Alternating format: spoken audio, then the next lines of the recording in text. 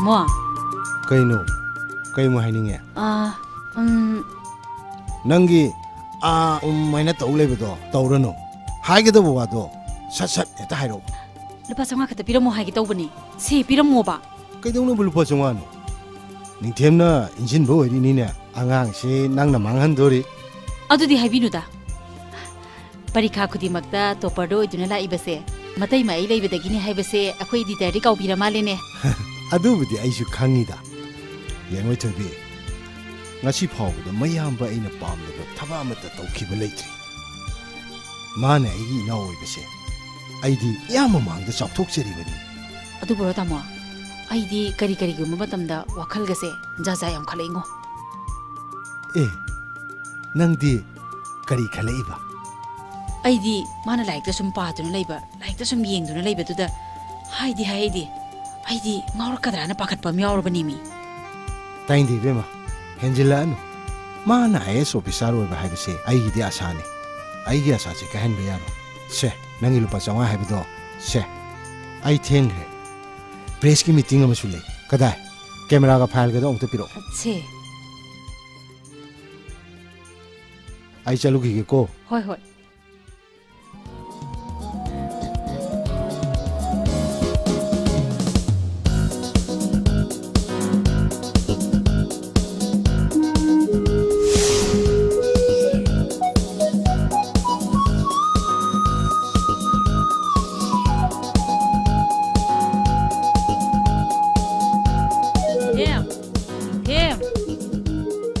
Ay tay matare.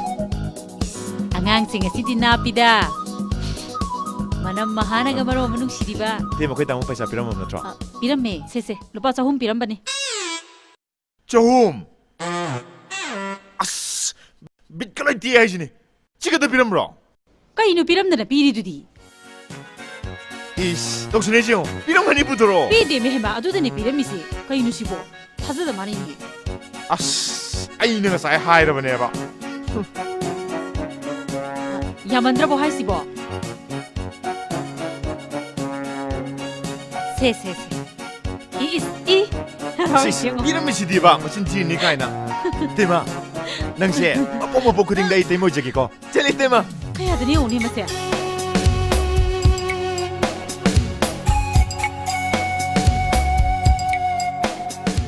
Ma, aina ngarang haibudo piroga daino.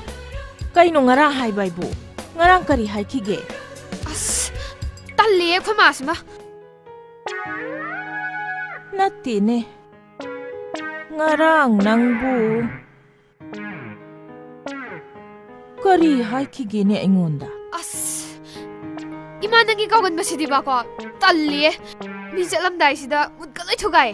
Adu ima si kaugalle si khangaponi. Adu oiradi ngarang si haikibani si tawbuni du kok haira loira potubu. Aina ngarang nungdang imada lupa changa khada piu hayeng ayu pot leigena haikiba natro.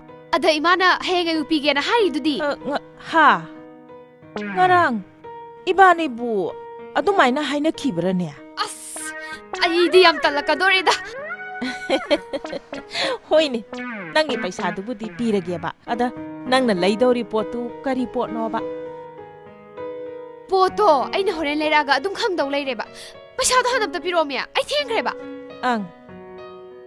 Se. Yengoi thaja.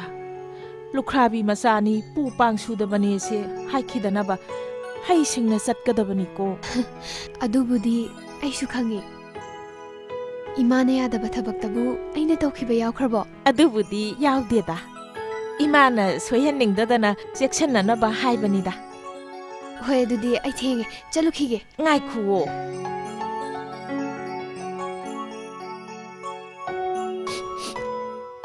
So. Chalukhige ima. Chalo.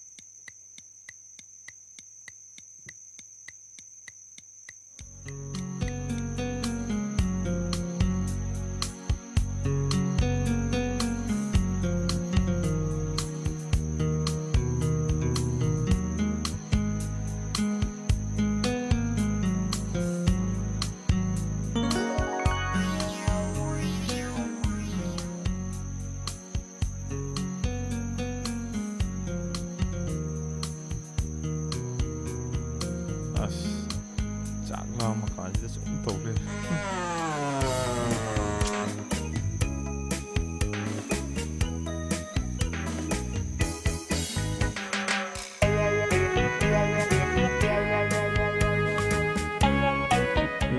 이때만 시계 해내오네. ꯀꯗꯥꯏꯅꯣ? ꯁꯤ.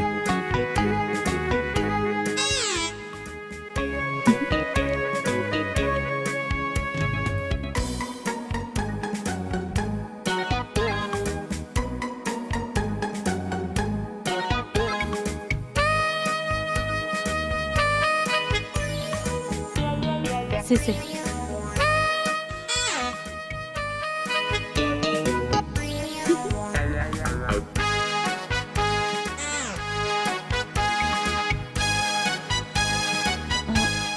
ꯇꯥꯃꯣ, ꯀꯩꯅꯣ? ꯆꯥꯛ ꯆꯥꯊꯣꯛꯑꯁꯤꯔꯥ?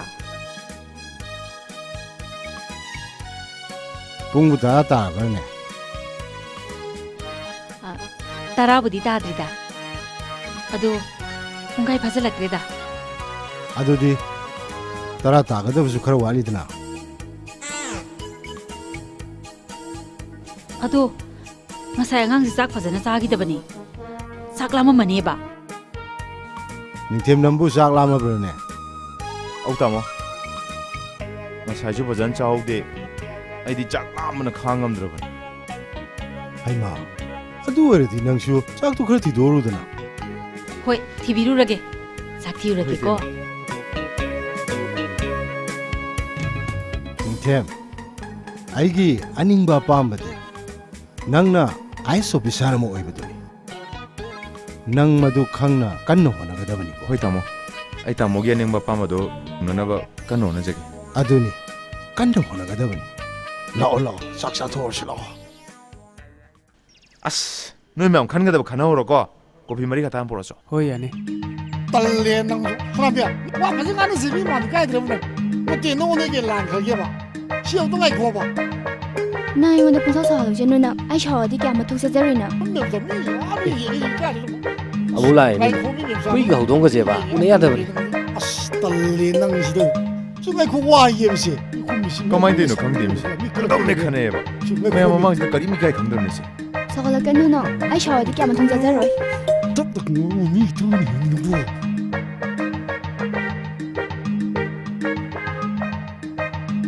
ꯅꯣꯏ ꯑꯅꯤꯁꯤꯅ ꯄꯨꯟꯕ ꯁꯨꯡꯌꯥ ꯌꯥꯗꯦ. ꯀꯩꯅꯣ ꯈꯪꯗꯦ ꯃꯤ. ꯑꯩꯗꯤ ꯑꯗꯨꯝ ꯄꯨꯟꯕ ꯌꯥꯏꯗ ꯀꯩꯁꯨ ꯀꯥꯏꯗꯦꯗ. ꯃꯥꯒꯤ ꯋꯥꯅꯤ. ꯀꯩꯗꯧꯔꯒꯦ ꯅꯕꯥꯅꯤꯕꯣ? ꯑꯗꯨ ꯌꯥꯝ ꯁꯥꯎꯅꯩꯗꯨꯕꯣ. ꯍꯣꯏ ꯏꯕꯦꯝꯃ, ꯃꯥꯒꯤ ꯃꯃꯤꯠꯁꯦ ꯌꯦꯠꯇꯨꯝ ꯑꯃ ꯄꯥꯏꯔꯒꯅꯦ ꯆꯛ ꯊꯤꯜꯂꯒ ꯐꯔꯗꯕꯅꯦ. ꯍꯩꯃꯥ, ꯁꯅꯥꯍꯟꯕꯤ, ꯀꯩꯅꯣ ꯅꯪ ꯍꯥꯏꯗꯨꯕꯣ? ꯅꯠꯇꯦ, ꯀꯩꯗꯧꯅꯔꯒꯦꯕ? ꯀꯅꯥꯅꯕꯨ ꯅꯨꯡꯉꯥꯏꯗꯣꯏꯅꯣ? ꯅꯣꯏꯁꯨ ꯑꯝꯇ ꯈꯜꯂꯨꯅꯦ. ꯑꯩ ꯌꯥꯎꯅ ꯂꯝꯕꯤꯗ ꯅꯨꯄꯤ ꯑꯃꯇ ꯂꯥꯛꯄ ꯎꯕ ꯌꯥꯗꯦ. ꯃꯃꯤꯠꯁꯦ ꯍꯨꯔꯒ ꯍꯦꯛꯇ ꯌꯦꯡꯉꯝꯕ. ꯑꯁ ꯁꯅꯥꯍꯟꯕꯤ ꯅꯪꯁꯨ ꯄꯥꯈꯟꯗ ꯈꯟꯖꯜꯂꯤ. ꯂꯝꯕꯤꯗꯅ ꯁꯨꯝ ꯒꯥꯔꯤ ꯊꯧꯕꯗ ꯃꯃꯥꯡꯗ ꯅꯨꯄꯤ ꯑꯃ ꯆꯠꯂꯝꯕꯗꯣ ꯑꯩꯅ ꯌꯦꯡꯉꯨꯕ꯭ꯔꯣ? ꯑꯩꯅ ꯁꯨꯝ ꯎꯕꯒꯤ ꯋꯥꯅꯤ ꯀꯩꯅꯣ. ꯏꯁ, ꯎꯕꯅꯤ ꯀꯥꯏꯅ. ꯅꯃꯥꯏꯗꯣ ꯂꯩꯊꯣꯛꯑꯒ ꯇꯨꯡꯗ ꯌꯦꯡꯉꯤꯗꯨꯗꯤꯅ. ꯑꯗꯨꯗꯤ ꯃꯅꯤꯄꯨꯔꯒꯤ ꯂꯝꯕꯤ ꯐꯠꯇꯕꯗꯨꯗ ꯅꯪ ꯇꯥꯎꯕ꯭ꯔꯥ ꯌꯦꯡꯕꯒꯤ ꯋꯥꯅꯤ ꯀꯩꯅꯣ. ꯇꯥꯍꯧꯔꯤꯌꯦ, ꯀꯟꯅ ꯄꯥꯏꯔꯤꯌꯦ. ꯐꯔꯦꯁꯦ. ꯁꯦ, ꯀꯣꯐꯤꯁꯦ ꯑꯃꯃꯝꯇ ꯊꯛꯆꯤꯜꯂꯨꯁꯦ. ꯑꯗꯨꯒ ꯁꯥꯎꯔꯤꯗꯣ ꯑꯝꯇ ꯏꯪꯊꯧ. ꯒ꯭ꯌꯥꯟ ꯇꯥꯅ ꯑꯝꯇ ꯐꯝꯃꯣꯕ. ꯅꯅꯥꯎ ꯀꯣꯐꯤ 2 ꯈꯛꯇꯒ ꯄꯨꯔꯛꯑꯣ. ꯍꯣꯏ ꯐꯅꯤ.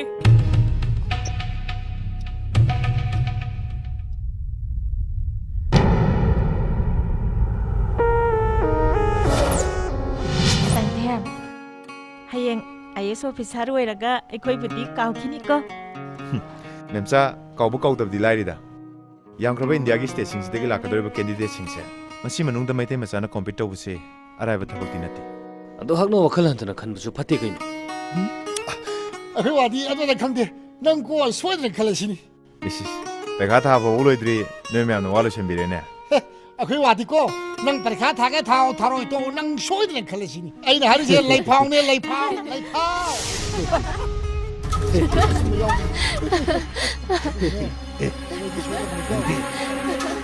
ꯊꯥꯖꯅꯤꯡꯉꯦ.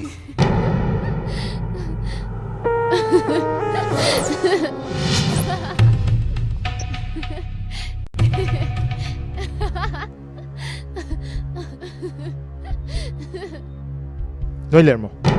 ꯑꯩ ꯋꯥꯔꯤ ꯑꯃ ꯁꯥꯔꯨ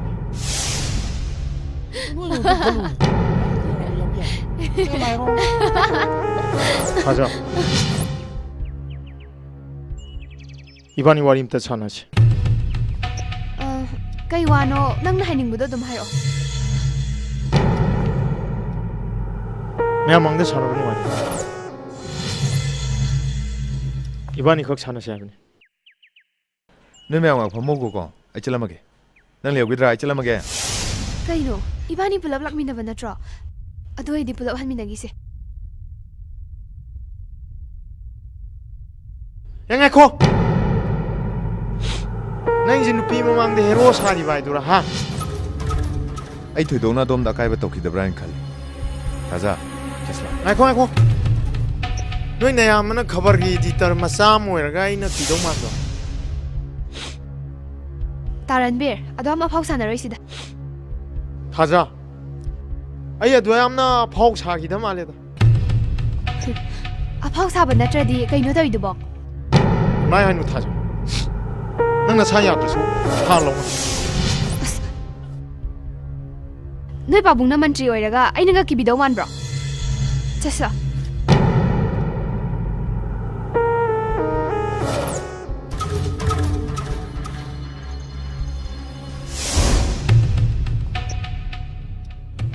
ꯍꯣꯏ ꯑꯩ ꯐꯅꯕ ꯁꯤꯟꯖꯔꯛꯑꯒꯦ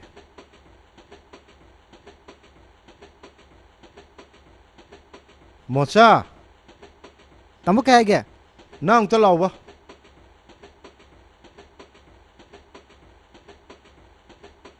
ꯑꯩꯈꯣꯏ ꯏꯕꯨꯆꯧ ꯂꯩꯔꯤꯕ꯭ꯔꯥ ꯏꯕꯣꯆꯧꯕꯗꯤ ꯆꯠꯈꯤꯕ ꯀꯨꯏꯔꯦ ꯋꯥꯏꯊꯧ ꯆꯤꯡꯗ ꯏꯝꯕꯨꯁ ꯇꯧꯏ ꯍꯥꯏ ꯃꯐꯝꯗꯨꯗ ꯑꯥꯔꯃꯤꯅ ꯀꯣꯃꯤ ꯃꯆꯤꯟ ꯆꯠꯊꯔꯤ ꯍꯥꯏ ꯑꯗꯨꯒꯤ ꯄꯥꯎ ꯂꯧꯕ ꯆꯠꯈꯤꯕꯅꯤ ꯑꯗꯨꯗꯤ ꯌꯦꯡꯉꯣꯏ ꯁꯤꯑꯦꯝꯒꯤꯗ ꯍꯧꯖꯤꯛ ꯄꯨꯡ 10:30ꯗ ꯄ꯭ꯔꯦꯁ ꯃꯤꯠ ꯑꯃ ꯇꯧꯒꯗꯕ ꯂꯩ ꯃꯗꯨ ꯅꯪ ꯆꯠꯊꯣꯛꯎꯔꯣ ꯑꯧ ꯌꯥꯅꯤ ꯇꯥꯃꯣ ꯑꯩ ꯆꯠꯀꯦ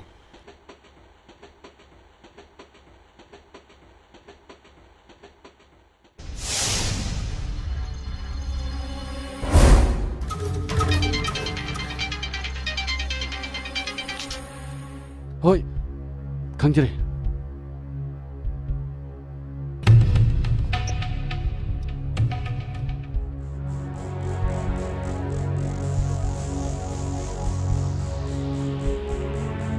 ꯀꯥꯃꯣ ꯁꯣꯝꯗ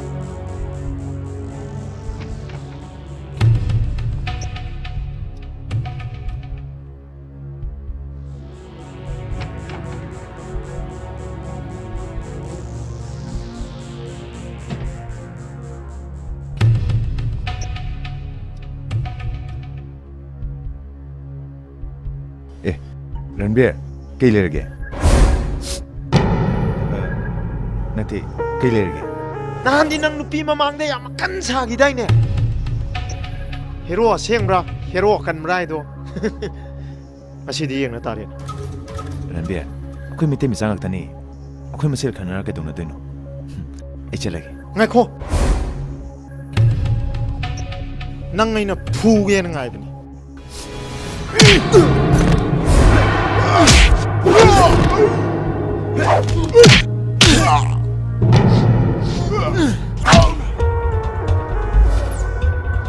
रणबीर खाना बमची Ranbir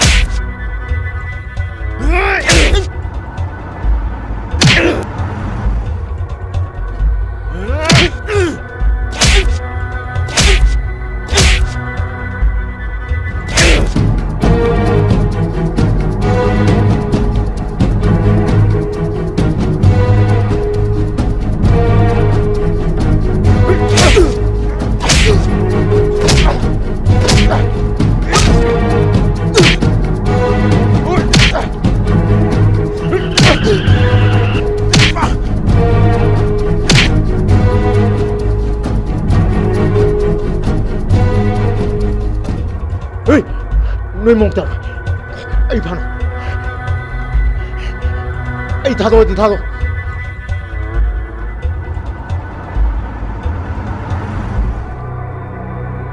nuôi mangai đây nè ha nuôi mangai đây ba surup tak pugai nè na dan biar cái nuôi lăng tôm gì na ha cái đi mớm kilo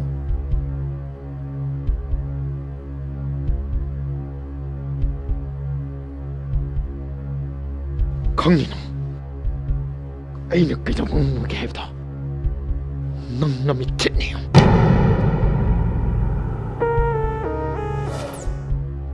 nang chakru karimta sinol sibu de ai horen marin tienge nang pabung ki sukhra yem lambil chop to sumai to bohno bro chalo hey gari da hapo lo sir ai gari yauri gari si kana no ma thoro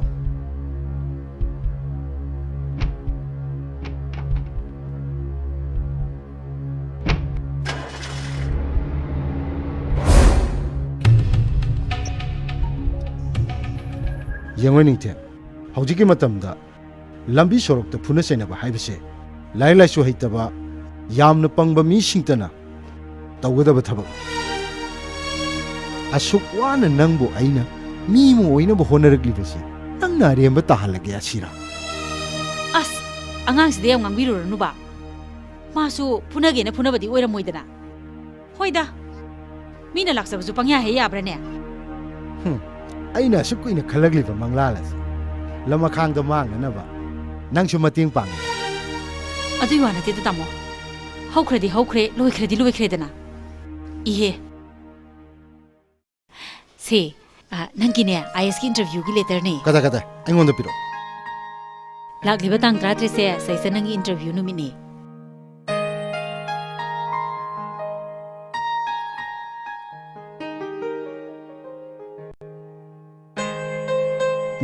ꯌꯥꯝ ꯅꯨꯡꯉꯥꯏꯔꯦ ꯐꯔꯦ ꯅꯤꯡꯊꯦꯝ ꯍꯟꯗꯛ ꯅꯪꯅ ꯌꯥꯎꯔꯨꯒꯗꯕ 인터뷰ꯁꯦ ISꯀꯤ ꯑꯔꯣꯏꯕ 인터뷰ꯅꯤ ꯃꯁꯤꯕꯨ ꯅꯪꯅ ꯃꯥꯏ ꯄꯥꯛꯄ ꯉꯝꯂꯕꯗꯤ ꯃꯌꯥꯝꯕꯒꯤꯁꯨ ꯑꯆꯧꯕ ꯃꯥꯏ ꯄꯥꯛꯄ ꯑꯃ ꯑꯣꯏꯒꯗꯧꯔꯤꯕꯅꯤ ꯇꯥꯆꯧ ꯑꯩ ꯃꯥꯏ ꯄꯥꯛꯆꯔꯛꯀꯦ ꯇꯥꯆꯧ ꯐꯔꯦ ꯃꯥꯏ ꯄꯥꯛꯄ ꯑꯣꯏꯌꯨ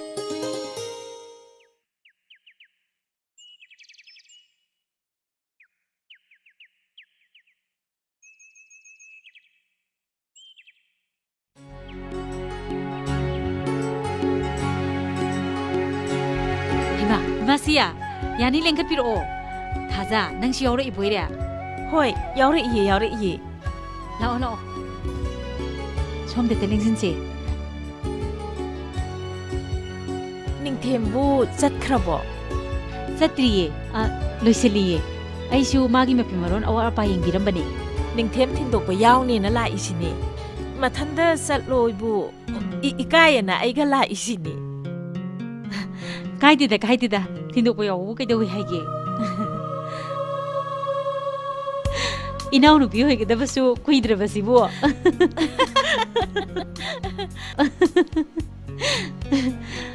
이마실라미야 ꯍꯣꯏ 이붕어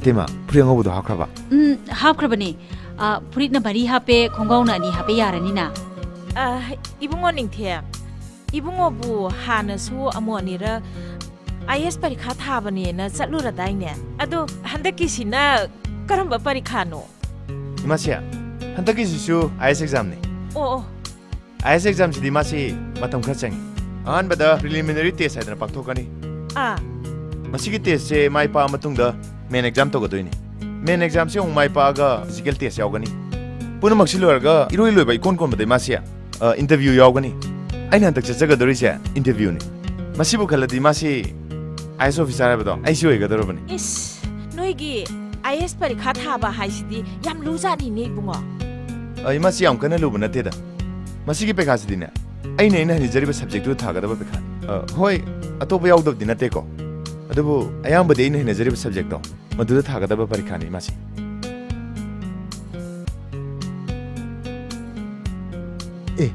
इमासी होइसु लाकबिरमि होय बुंगो ꯅꯪꯒꯤ ꯆꯦ ꯆꯥꯡꯒ ꯁꯨꯔꯦꯀꯣ ꯂꯣꯏ ꯌꯥꯎꯔꯦ ꯇꯥꯃꯣ ꯐ꯭ꯂꯥꯏꯠ ꯇꯤꯀꯦꯠꯀ ꯂꯣꯏ ꯌꯥꯎꯔꯦꯀꯣ ꯁꯨꯔꯦ ꯇꯥꯃꯣ ꯇꯥꯃꯣ ꯑꯩ ꯃꯨꯛ ꯆꯠꯆꯔꯨꯈꯤꯒꯦ ꯃꯪꯒꯣꯜ ꯑꯣꯏꯌꯨ ꯑꯁꯣꯏ ꯑꯉꯥꯝ ꯌꯥꯎꯗꯅ ꯃꯥꯏ ꯄꯥꯛꯄ ꯑꯣꯏꯌꯨ ꯏꯃꯥꯁꯤꯗꯁꯨ ꯈꯨꯔꯨꯝꯃꯨ 이마씨 ꯃꯥꯏ ꯄꯥꯛꯄ ꯑꯣꯏꯔꯛꯎꯀꯣ 이때마 나나우 제대로기 ꯌꯥꯔꯦ ꯌꯥꯔꯦ ꯑꯅꯥ ꯑꯌꯦꯛ ꯌꯥꯎꯗꯅ ꯃꯥꯏ ꯄꯥꯛꯄ ꯑꯣꯏꯌꯣ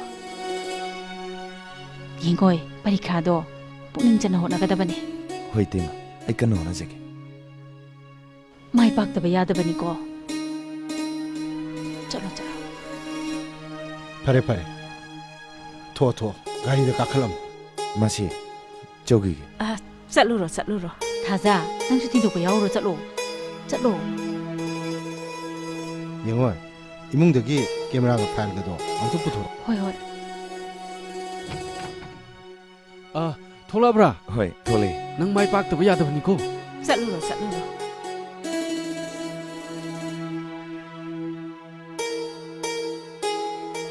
ꯆꯥꯎꯕ ꯇꯥꯃꯣ ꯑꯩ ꯄ꯭ꯔꯦꯁꯇ ꯑꯗꯨꯝ ꯂꯩꯍꯧꯔꯒꯦ ꯑꯗꯨꯒ ꯅꯣꯏ 에어ꯄꯣꯔꯠ ꯇꯝꯅ ꯑꯗꯨꯝ ꯊꯧꯈ꯭ꯔꯣ ꯐꯅꯤ ꯇꯥꯃꯣ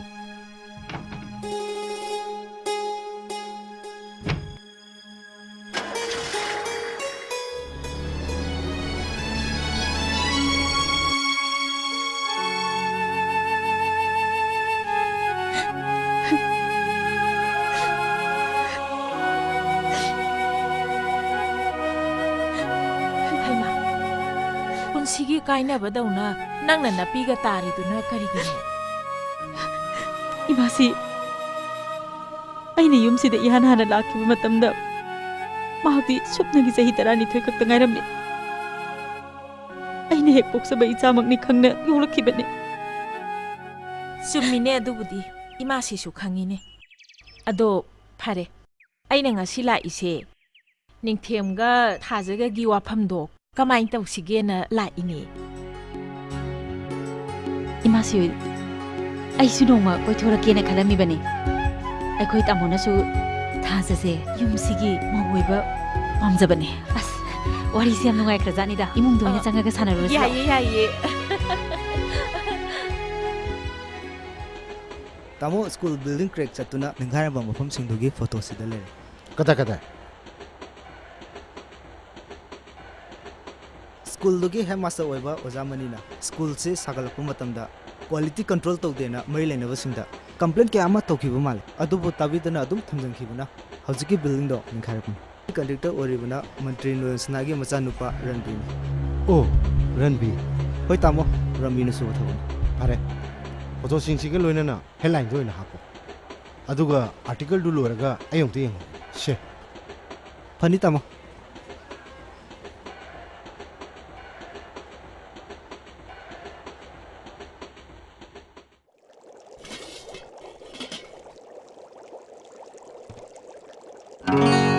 인담아 ꯍꯩꯃꯥ ꯊꯥꯖ ꯅꯪꯅ ꯊꯟꯗꯔꯣ 이마씨 ꯌꯧꯔꯛꯄ꯭ꯔꯣ 여럭대 ꯂꯥꯛꯑꯣ ꯆꯪꯉꯛꯑꯣ ꯑꯦ ꯁꯦꯟꯗꯟꯗꯣ ꯃꯄꯥꯟ ꯊꯅꯝꯃꯣ ꯅꯣꯏ ꯅꯇꯩ ꯏꯕꯨꯡꯉꯣ ꯑꯣꯏꯒꯗꯣꯏꯗꯨꯅꯅꯦ ꯁꯦꯟꯗꯟꯗꯣ ꯆꯥꯛꯁꯪꯗꯒ ꯆꯪꯕ ꯎꯔꯗꯤꯅꯦ ꯋꯥ ꯊꯣꯛꯀꯗꯧꯔꯤꯕꯣꯅꯤ ꯏꯕꯦꯝꯃ 어 ꯑꯗꯨꯗ ꯊꯅꯝꯃꯣ ꯂꯥꯛꯑꯣ ꯂꯥꯛꯑꯣ 인담아 짜 롤라미라 ꯆꯥ ꯂꯣꯜꯂꯝꯃꯤꯅꯦ ꯅꯪ ꯂꯥꯛꯄ ꯌꯥꯝ ꯐꯔꯦ ꯑꯩ ꯊꯟꯗ ꯊꯛꯄ ꯇꯟꯗꯅ ꯂꯩꯔꯝꯃꯤꯅꯦ ꯑꯗꯨꯗꯤ ꯑꯩ ꯂꯣꯜꯂꯛꯑꯒꯦ ꯏꯁ ꯉꯁꯥꯏ ꯂꯣꯏꯔꯁꯦ ꯑꯣ ꯁꯦ ꯅꯪ ꯆꯥ ꯍꯩꯔꯛꯑꯣ ꯑꯩ ꯏꯟꯁꯥꯡ ꯁꯦꯝꯃꯛꯀꯦꯁꯦ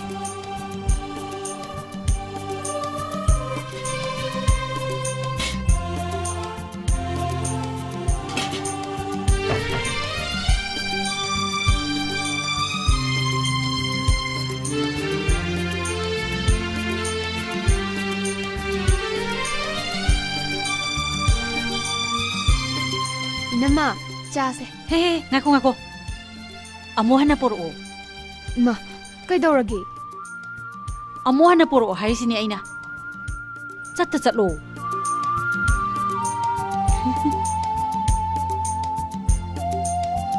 ꯅꯪꯅꯦ ꯌꯨꯝꯁꯤꯗ ꯃꯧ ꯑꯣꯏꯔꯗꯧꯅꯤꯅꯅꯦ ꯍꯧꯖꯤꯛꯇꯒꯤ ꯇꯝꯍꯧꯔꯗꯧꯅꯤ ꯅꯀꯣꯛꯀꯗꯣ ꯐꯤ ꯐꯖꯅ ꯀꯨꯞꯇꯅ ꯃꯧ ꯑꯅꯧꯕꯤꯗꯧꯅꯅꯦ ꯁꯦꯕꯥ ꯇꯧꯒꯗꯕꯅꯤ ꯑꯗꯨꯒꯅꯦ ꯅꯪꯅ ꯑꯩꯉꯣꯟꯗ ꯏꯅꯝꯃꯥꯏꯅ ꯀꯧꯔꯤꯗꯣ ꯏꯆꯦ ꯑꯩꯅ ꯑꯣꯟꯊꯣꯛꯎ ꯍꯌꯦꯡ ꯃꯤꯒꯤ ꯃꯃꯥꯡꯗ ꯑꯣꯟꯊꯣꯛꯄ ꯉꯝꯗꯗꯅ ꯅꯪ ꯆꯣꯞꯆꯅꯤꯀꯣ ꯑꯗꯨꯕꯨ ꯑꯗꯨꯝ ꯂꯥꯏꯕꯗꯨꯕꯨ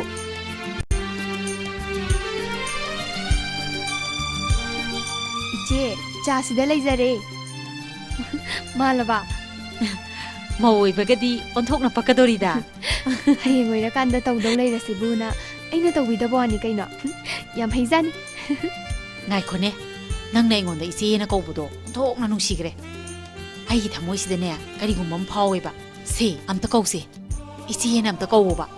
세 아무도 꺼오봐. 이제 하오. 호이지. 하오. 이제 하오. 이제. 앙어 비슷해. 이제.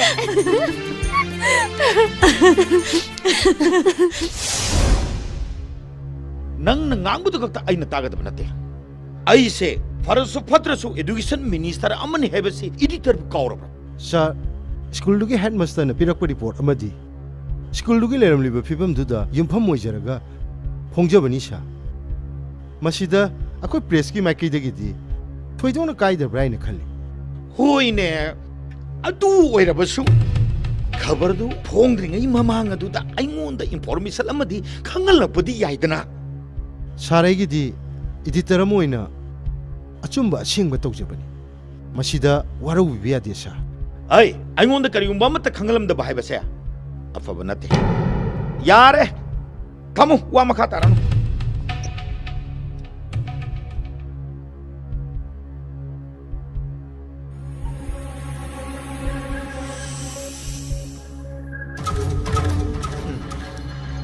ꯀꯔꯤꯁꯨ ꯂꯩꯇꯕ एडिटर मच्चा मना अइंगोंदे सिग्नबा हौरक्लबा येनबा तारेदना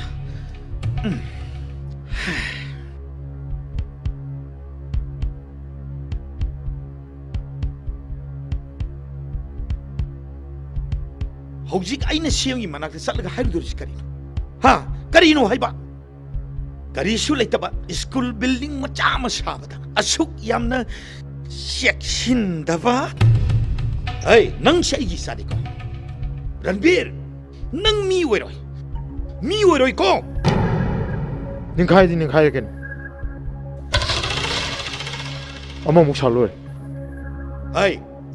नंग वा याम गांग नो हरिचनि को आई वा याम गांग दे को सर सिदे या मथा साबिउंदे सर इडिटर ले सेमबदु फारगा फुदि चोब्रा नत्रगा हेड मास्टर दु ओइना फाजिन जो हाइब्रा साना म ताकबि दग लोरे सा मुशी कुमार मदु हेक्ता याब नते प्रेस का इखो युमुनब याति दे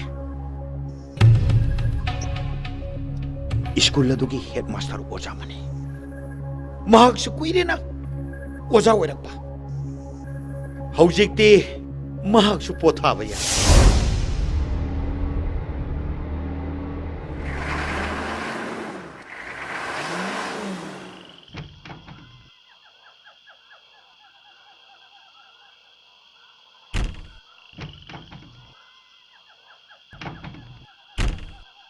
ꯀꯩꯗꯧꯔꯒꯦꯅꯦ यानी तमो आई अदुम जिंगजगे तमो कोयल की लाइन से नानथुए अदुननी यानी तमो आई जिंगजगे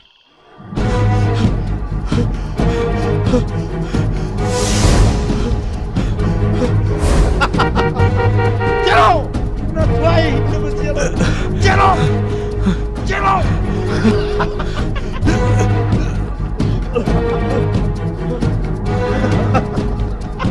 चलो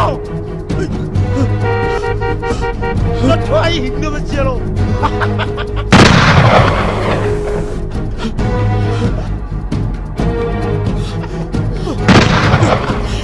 ना ट्राई हिंदू में चलो चलो चलो चलो आदगी छे मंत्री की मचानी पा रणबीरनी अमा चेलिसिना ओजामनी ने ओ चलो कैमरा लो थोजो ना ट्राई हिंदू में चलो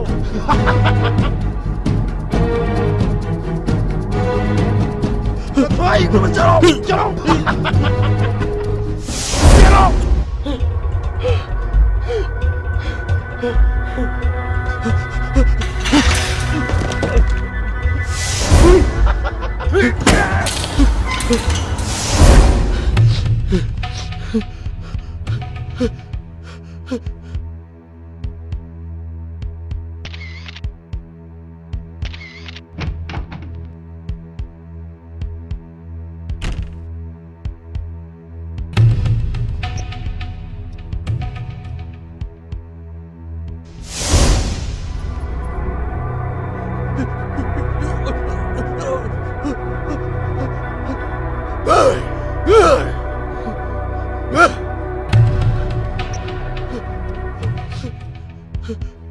자, năng 런비 까나노 강드레네. năng 런비 까나노 제 마삭 강드레네. năng 어자 봉터디 강비우기도 năng 어자기 사와시 봉터디 강비우기도게 이붕아 아이 봉터디 강비우기도게 런비 năng 액딱비 당비라고 어자디 칼라가 아이 봉터디 강비우기도게 런비 năng 런비 강남마가디 năng bukan biram bayapane. Jaupa. Tamo. Polisi polong to. Pani tamo.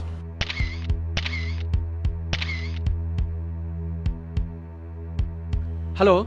런비 능 어자는 tambirako chatra 어자 봉터디 좀 치비우 어자기 사와시 봉터디 강비우네 이붕아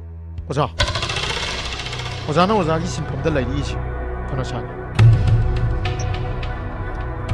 오자 포타비로. 포타비로다. 능 뭐에 tambirako 어자니 어자 봉터디 좀 치비우 어자기 사와시 봉터디 강비우네 이붕아 아이 능 어자기 사와시 봉터디 강비우게 도게 이붕아 런비 능 어자기 사와시 봉터디 강비우게 도게 이붕아 런비 Kay sulay ta school building amay ito. Laybak sarasa. Nang mo ina kamay nga pido na.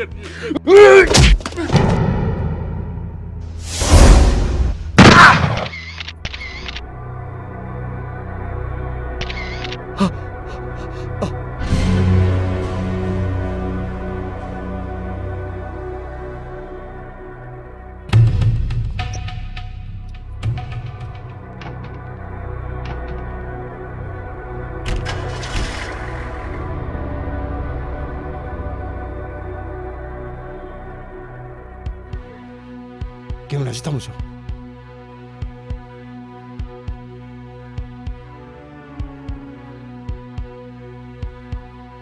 Tamo. Sakre ni moy di. Lo. Sasi lo.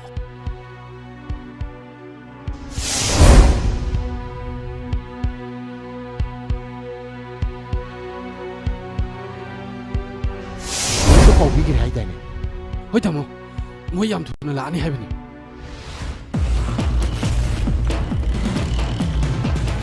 Tamo. Akala si police male. Oh, lain.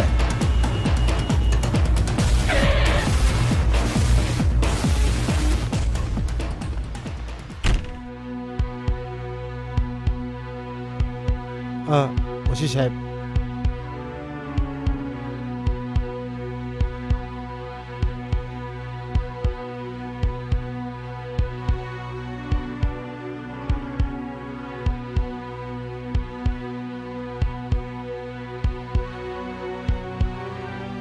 Sir, Menteri Nuan Senangi macam lupa Ranbi. Makoi hum pulang halam.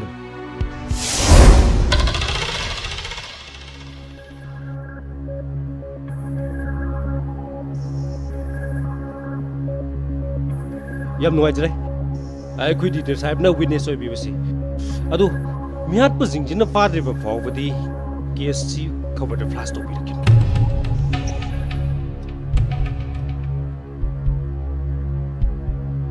Hoi. Aku sana haibiri betul. Ai bahap tajar. Ai khabar da flash tok jekiro. Yar gadi mihat pasing to. Khartu na phana betul. Adu budi mihat pa jingduna makhui ni kyam kuine lot laini gi. Hari itu di sarai ku mui yokje kerja. Coba gari itu thoro. Hoi tamo.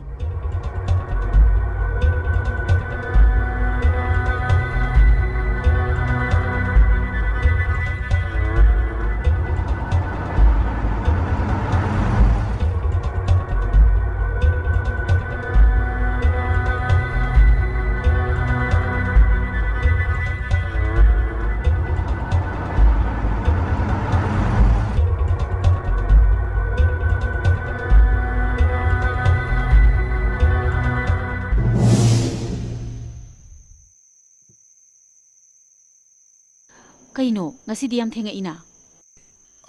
Kar theng do kre. Kani yang thongge. Iromba ma tawe, hajinga ngong ngoksele. Khoining them chu interview loire hayeng tholakani haye. Mabu interview du kamai to kya ige. Kaisu jingneningai oide yam nungai khi haye. Yam phare.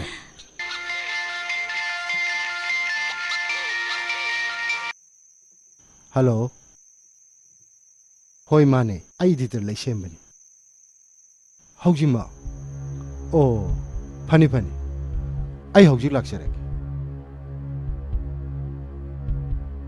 ꯑꯩ ꯍꯧꯖꯤꯛ police ꯁ꯭ꯇꯦꯁꯟꯗ ꯆꯠꯇꯕ ꯌꯥꯗ꯭ꯔꯦ ꯍꯧꯖꯤꯛꯄꯣ ꯀꯩꯅꯣꯅꯦ ꯍꯥꯏꯁꯤꯕꯣ ꯀꯩꯗꯧꯕ ꯌꯥꯎꯔꯒꯦ ꯀꯩꯁꯨ ꯇꯧꯕ ꯅꯠꯇꯦꯗ ꯑꯩꯈꯣꯏ ꯄ꯭ꯔꯦꯁꯀꯤ ꯊꯕꯛ ꯑꯃꯒꯤꯅꯤ ꯑꯗꯣ ꯆꯥꯛ ꯆꯥꯊꯣꯛꯑꯒ ꯆꯠꯂꯗꯤ ꯐꯗꯧꯕ ꯑꯩ ꯍꯜꯂꯛꯑꯒ ꯆꯥꯔꯒꯦ ꯅꯪ ꯍꯥꯟ ꯆꯥꯊꯣꯛꯑꯝꯃꯣ ꯁꯦ ꯃꯦꯃꯣꯔꯤ ꯁ꯭ꯇꯤꯛꯁꯦ ꯆꯦꯛꯁꯤꯟꯅ ꯊꯝꯃꯨ ꯃꯤ ꯑꯝꯇ ꯈꯪꯍꯟꯕ ꯌꯥꯗꯦ ꯑꯩ ꯆꯠꯂꯨꯈꯤꯒꯦꯀꯣ ꯍꯣꯏ ꯍꯣꯏ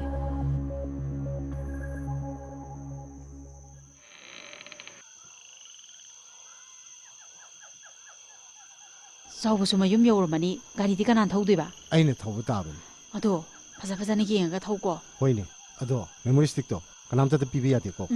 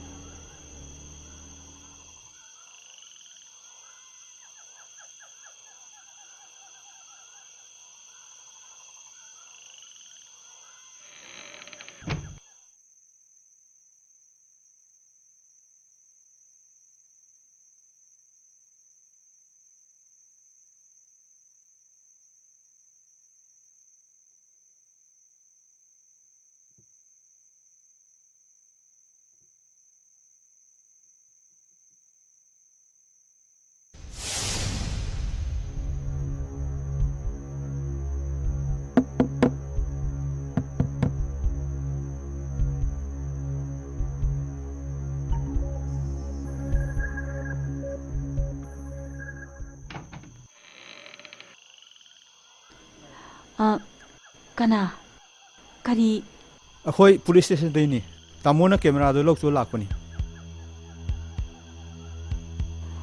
ꯑꯩ ꯑꯝꯇ ꯂꯧꯊꯣꯛꯆꯔꯨꯒꯦ ꯉꯥꯏꯍꯥꯛꯇ ꯉꯥꯏꯕꯤꯔꯝꯃꯨꯀꯣ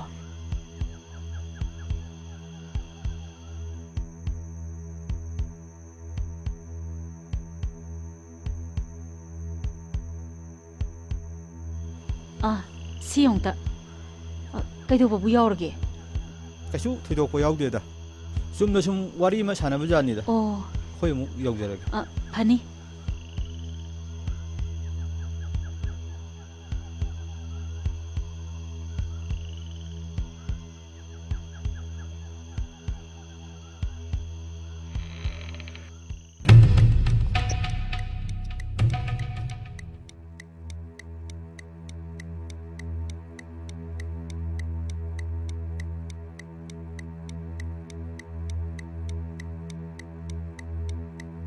ꯁꯥꯔ ꯀꯦꯃꯦꯔꯥꯗꯤ ꯐꯪꯉꯦ ꯃꯦꯃꯣꯔꯤ ꯁ꯭ꯇꯤꯛꯇꯤ ꯐꯪꯗ꯭ꯔꯦ ꯀꯔꯤ ꯍꯥꯏꯕ ꯐꯔꯥꯝꯗꯤ ꯐꯨꯔ ꯍꯪꯉꯝꯅꯤ ꯍꯥꯏꯗꯣꯛꯎ ꯁꯨꯡꯌꯥ ꯌꯥꯗꯦ ꯃꯔꯤꯟ ꯈꯥꯔꯕꯗꯤ ꯏꯂꯦꯛꯇ꯭ꯔꯤꯛ ꯁꯣꯛ ꯇꯧꯗꯅ ꯃꯅꯥꯇꯣꯟ ꯏꯁꯤꯡ ꯍꯩꯖꯤꯜꯂꯨ ꯃꯦꯃꯣꯔꯤ ꯁ꯭ꯇꯤꯛ ꯐꯪꯗꯕ ꯌꯥꯗꯕ ꯆꯠꯂꯣ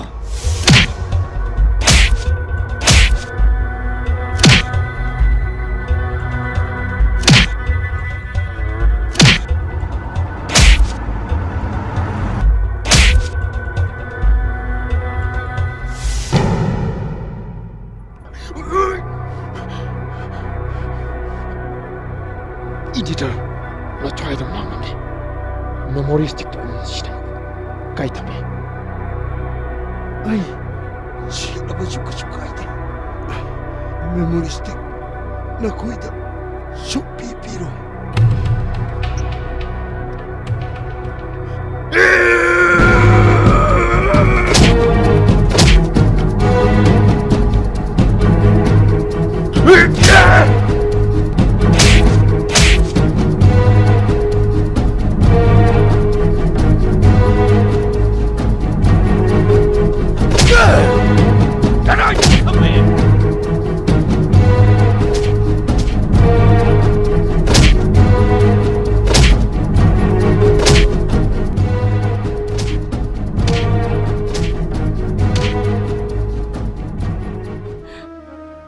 ꯇꯧꯗꯣꯏꯁꯤ ꯀꯩꯅꯣ ꯑꯩ ꯇꯧꯐꯝ ꯈꯪꯗꯦ ꯏꯃꯥꯁꯤ ꯀꯩꯅꯣ ꯑꯩꯅ ꯍꯧꯖꯤꯛ ꯇꯧꯗꯣꯏꯁꯤꯕꯣ ꯁꯦ ꯌꯦꯡꯉꯣꯏ ꯑꯔꯨꯕ ꯊꯕꯛ ꯂꯩꯗꯅ ꯍꯜꯂꯛꯄ ꯌꯥꯗꯗꯅ ꯍꯜꯂꯛꯇꯕ ꯑꯣꯏꯔꯝꯒꯅꯤ ꯊꯣꯏꯕꯤ ꯅꯪ ꯀꯩꯁꯨ ꯅꯨꯡꯁꯥ ꯊꯤꯔꯨꯅꯣ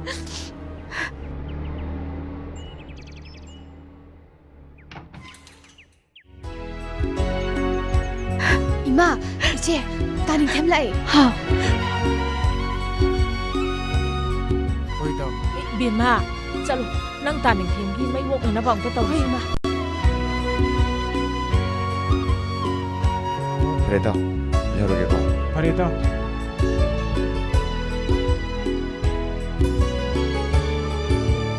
Ibunga Ngay ko May wo kisi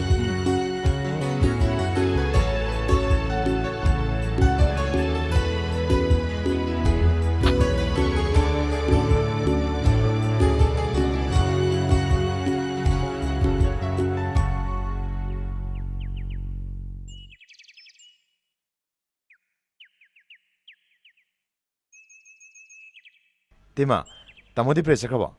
닝템 너희 따모도 ngaranhdagi hojik phawba halaktriye Tamobu kai chakani haram ge Tima. Karim taram drabo. ngarang press tagi halakpaga police station dagi phone ama lakpadagi yam thuna halakani haramaga chatkibane aduga magi mobile du hojik phawba switch off ta lai 닝템 itay madi yam chingne Tima, adugi damai Tima na dam pakha kadam nat. Akoi damoi thawak bu itay manen khangi dudi. Aduni ibungo Ima sinasu Hujikta hairami bani Hauji te hale dani Tima.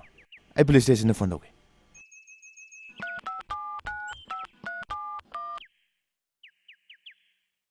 Hello, police station obirawa. Kanum tang jage tawni. Ai se di tele sembagi manau nupa ningthem ni.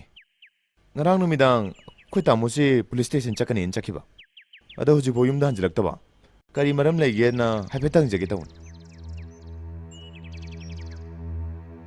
Ha. Oh. Ada di thamjarage. Tima, police station na di khoi tamo lakte haina. kariye ba kainu ne haisibo police station du lakte hai ba adudi kadai de no mara leiram doisibo kadai de no mara leiram doisibo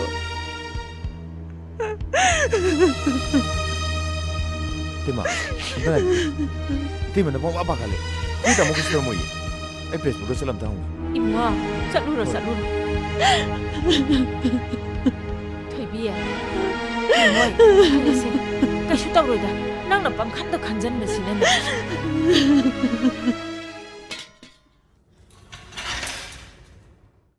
Pongcha. Ningthem kai lei ra. Pongcha akoi tamo dong rang da yum dan jilodi. Pongcha da khangbra na hange lai ni. Ibongo do ngarang ai khoi sidaidi pung 10 da hankhibani. Adoi matung daidi press ta laktrebo. Sida sulak tradi khoi tamo chali sikai da.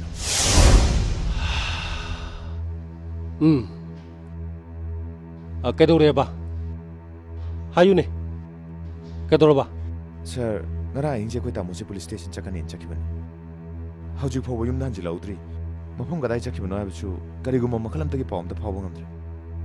Magi phone joji bo shi job leisa. Tomba amta ngai ko Sir. Ngarang gi khulai ga konana phabani do ngasi court ta puthokadabani khangedana Hoi sir.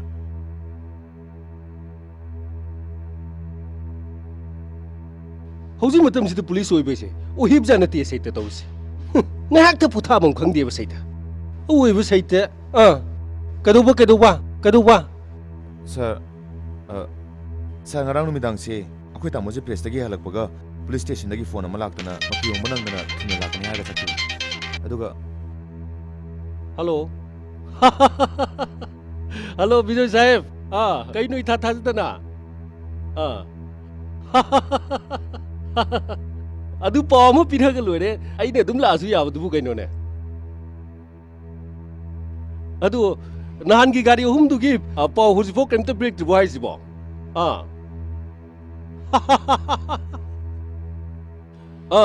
yawi ne chali ni ne ngarang dia yawi ni ne ngarang di muktu me palo loi gre dana diri ngarang sakter bai je ji de wah ma ngarang sakter bai je ji paisa ga je ayo yo thagai ni ro ni ne ngarang di ha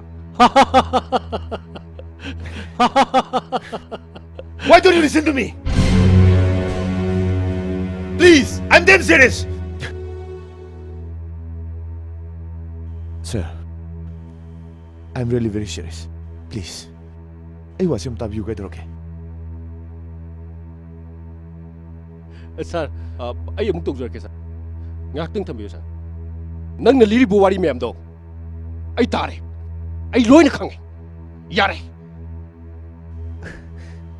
Sir, ay wari liba lakpa na siyete. Ay giyang bangarang dagi mapang marang kang dana hanjilaktriba siya. Masigiri po ito lakpa na. Oh, mi manggibo yoira. Mi manggibo yoira a missing squad ka. A mamang lem. Kadu bueno. Ay ngona mata manglibo. Sana sa piriba uniform, pambiriba chokrisya. Ako'y gidamaktan. Micham praja ako'y bunga pisim binabagidam. Ako'y giwakat tabi na bagidamaktan na habsya. Sa kau binaman.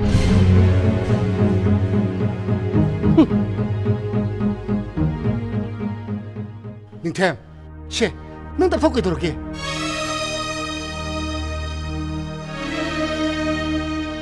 Kamba, boy, ay hujik kay dugadam na ikandri boy. 닝템, 뿌는 것도 안 붙일라 그러자. 너기다 먹다 그게 샴내리 비슷해. 닝템, 와세. 그러면 뿌는 간나라가 다모부 방나봐 티를 노래 거더라게. 아두고 닝템, 넌 다모하기 프레스 울어봐. 저래.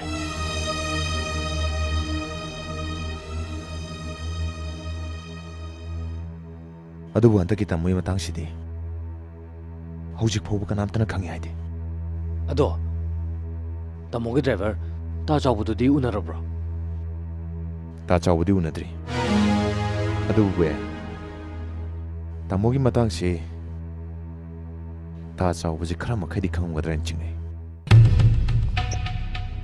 adubu디 chingni ngai leitre kari ta tawro adudani matha sai adu thabak to ta chawna pangtho ta chawna tawai do ai taw adugi thabak tu di nayamda sum choi hoidana pangthone ba nayambagi driver gi post ma di nang gauni ko adudi rai lai wani ne ta chaw hayeng akte appointment ro da thoro farese themum change morning them nang lai bra aw ta chawa ai chalage ta chaw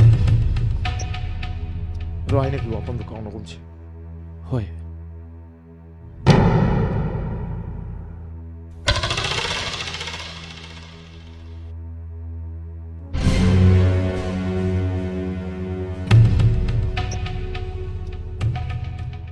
닝템 kari leire kaklo ta chabai ngarang chulak charama bani yum solo lamdana dum halaba ngarang che thaba ma cha thore aduna ne kari leire kaino ni khoi ta moi matang dani hoine noi tamo dubu kamai tuin ai chu lakhe na khalami ne ta chawbudi khoi ta mogol na dun ta leibani ta chawbuda khoi ta mo na ke haram ga leige natraga thoiba thodok sida ta moi matang da ke khangba leige na ngi lain noi tamo ke shu haram ba laite ne noi tamo thodok shi kamai tu jano khangti ne ayu wa ma ta tamo do yam phabo ne no matam mi onda kai jaba mi na te khangje ne hoji ki matam se hing bada on thok na lu ga dori re ta sab ai mu chakra to bokha da mo ado ai hing la horela e tla ge be ta sab pare nang yok chalo ko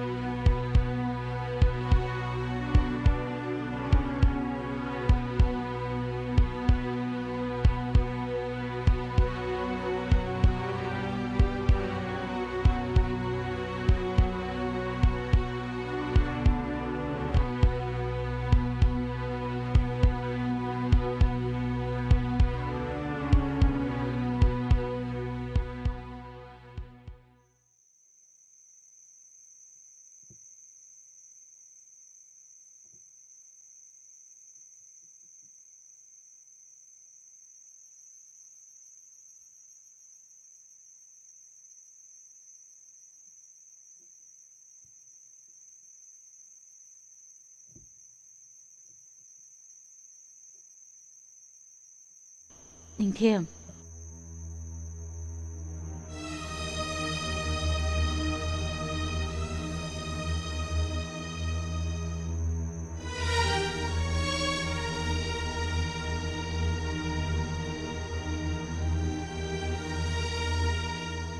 press ꯑꯦꯁꯣꯁꯤꯌꯦꯁꯟꯒꯤꯅꯤ ꯍꯥꯏꯗꯨꯅ ꯃꯌꯥꯝ ꯑꯃꯁꯨ ꯂꯥꯛꯑꯝꯃꯦ CMꯒ ꯎꯅꯗꯨꯅ memorandum ꯑꯃꯁꯨ ꯄꯤꯁꯜꯂꯝꯃꯦ ꯍꯥꯏ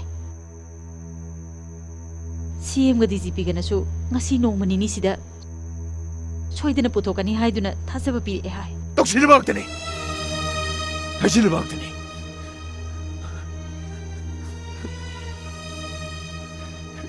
ꯂꯩꯕꯥꯛꯁꯤꯗ ꯑꯩ ꯂꯩꯇꯦ ꯂꯣ ꯂꯩꯇꯦ ꯁꯛꯇꯤ ꯂꯩꯕ ꯐꯝꯂꯥꯏꯕꯁꯤꯡꯒꯤ ꯂꯣꯅꯦ ꯃꯈꯣꯏꯒꯤ ꯂꯩꯕꯥꯛꯅ ꯆꯦ ꯃꯈꯣꯏꯒꯤ ꯂꯣꯗ꯭ꯔꯤ ꯂꯩꯕꯥꯛꯁꯤꯗ ꯆꯠꯅꯩꯁꯦ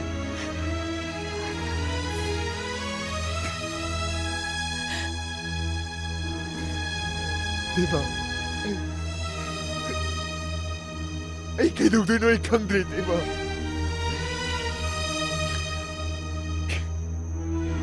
ꯉꯁꯤ ꯃꯔꯤ ꯃꯉꯥꯅꯤ ꯁꯨꯔꯦ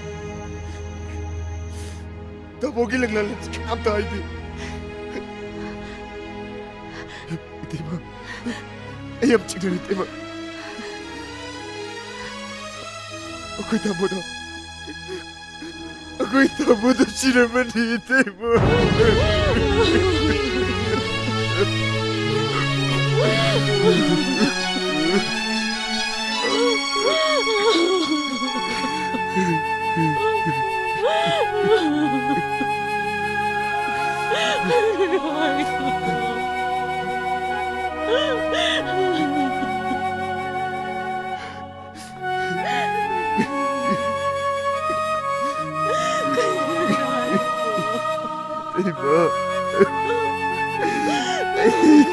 그동안에 강미대모 그동안에 대모 또 홍금지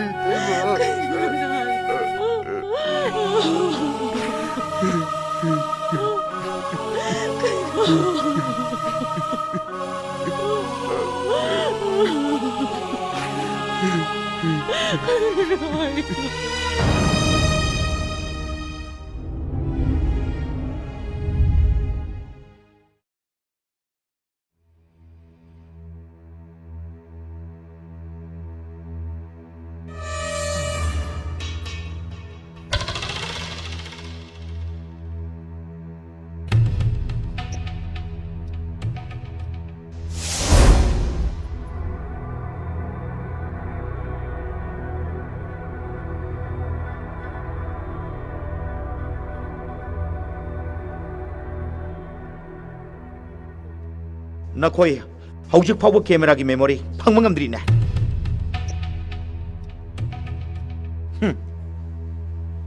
मा पुथरो आई वरी सानके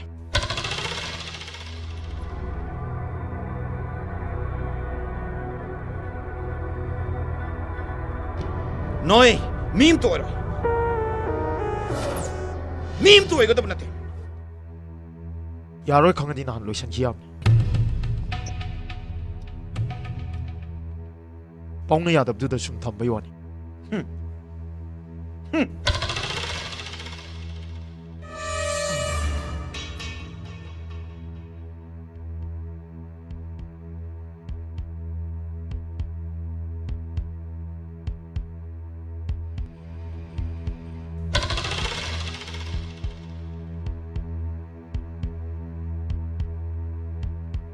सौकरी सिपियो पमल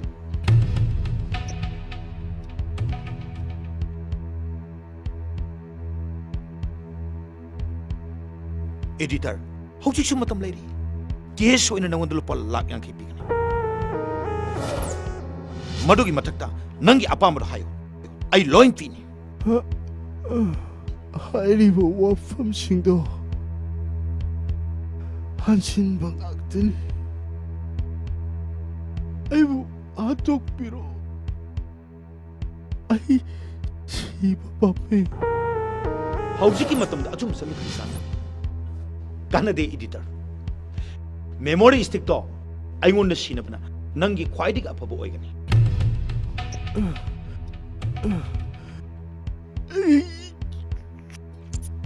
ꯁꯨꯡꯁꯤꯟꯅꯔꯣꯏ ꯅꯈꯣꯏꯅ ꯇꯧꯅꯤꯡꯕ ꯇꯧ ꯀꯥꯟꯅꯗꯦꯗꯤꯗ ꯂꯨꯄꯥ ꯂꯥꯛ 50 ꯑꯁꯤ ꯌꯥꯝꯈ꯭ꯔ ꯄꯩꯁꯥꯅꯤ ꯍꯦꯛꯇ ꯇꯥꯟꯕꯗ ꯐꯪꯄꯣꯟꯗꯤ ꯈꯤꯇꯪ ꯈꯜꯂꯨꯕ ꯐꯩ ꯄꯩꯁꯥꯅ ꯑꯩꯕꯨ ꯂꯩꯕ ꯍꯥꯏꯕꯁꯦ ꯈꯜꯂꯨꯅꯨ ꯂꯤꯡꯖꯦꯜ ꯌꯥꯝꯅ ꯈꯥꯔꯕꯅꯤꯅ 에디터 ꯑꯩꯕꯨꯗꯤ ꯋꯥꯔꯧꯅꯨ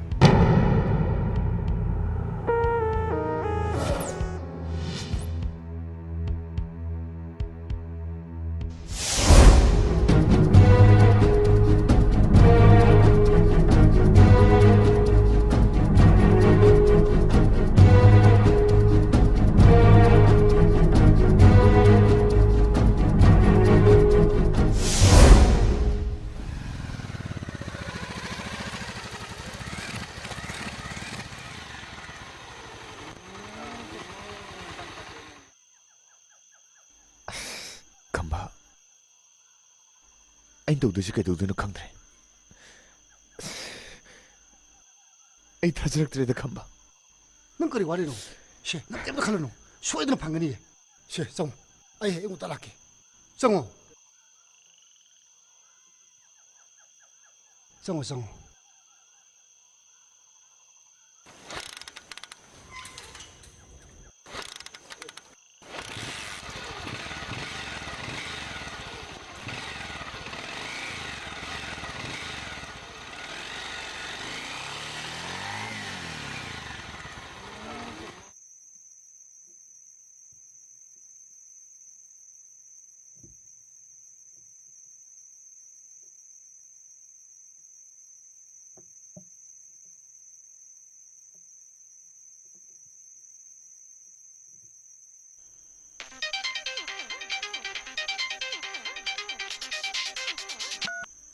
ꯍꯜꯂꯣ ꯃꯥꯅꯦ ꯅꯤꯡꯊꯦꯝꯅꯦ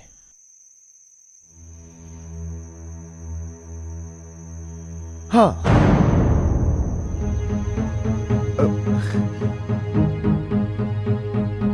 ꯍꯣꯏ ꯌꯦꯁ ꯁꯔ ꯆꯨꯝꯃꯤ ꯁꯔ ꯍꯣꯏ ꯀꯟꯐꯥꯔꯝ ꯇꯧꯔꯦ ꯁꯔ ꯑꯣꯀꯦ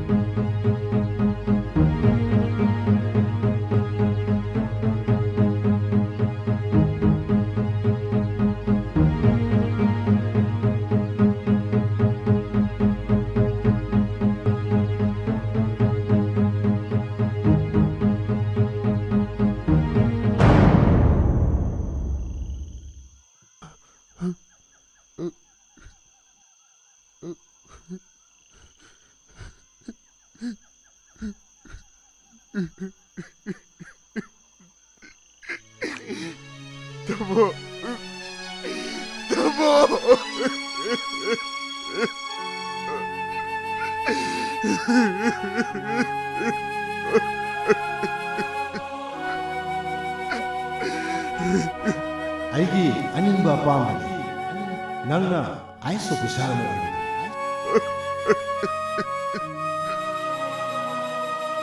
ꯇꯥꯆꯧ ꯑꯩ ꯃꯥꯏ ꯄꯥꯛꯆꯔꯒꯦ ꯇꯥꯆꯧ ꯐꯔꯦ ꯐꯔꯦ ꯃꯥꯏ ꯄꯥꯛꯈ꯭ꯔꯣ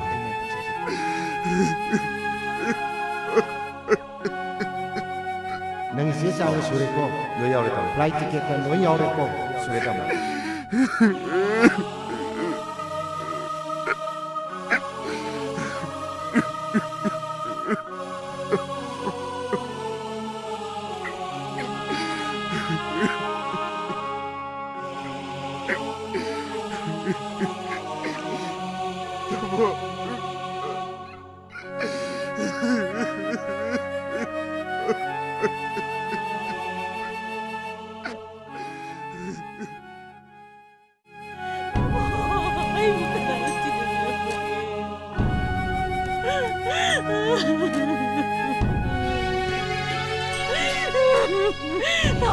아이고 나는 지나비란 말이야. 아이고 너비라비 불가리기도. 아이고 너비라비 불가리기도. 세하요, 세하요. 아이고 너비라비 불가리기도.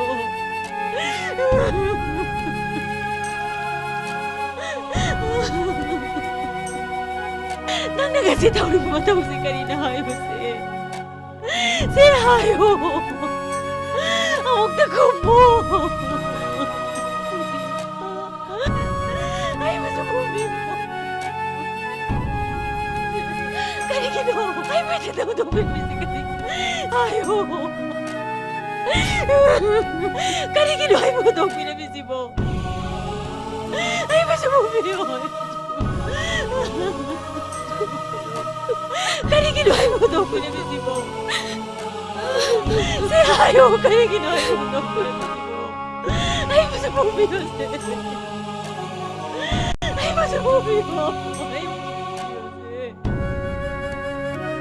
나는 요새 양손 할라까지 이런 거나 들어 아주 가까이 일어나는 건 진짜 멋있고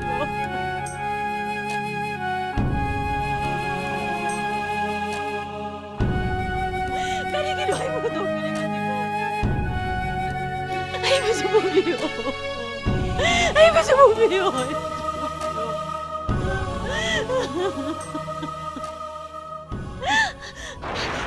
나태나태 나태나태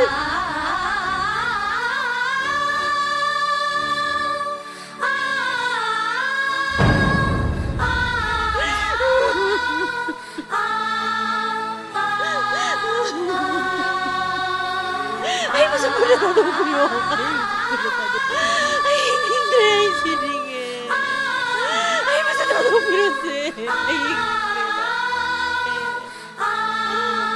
아이 무슨 나도 그려 아이 무슨 거는 나도 그려 아이 그래 아이 시링에 아이 무슨 거는 나도 그려세 아이 무슨 거는 나도 그려 아이 무슨 거는 나도 그려 아이 무슨 거는 나도 그려 아이 시링에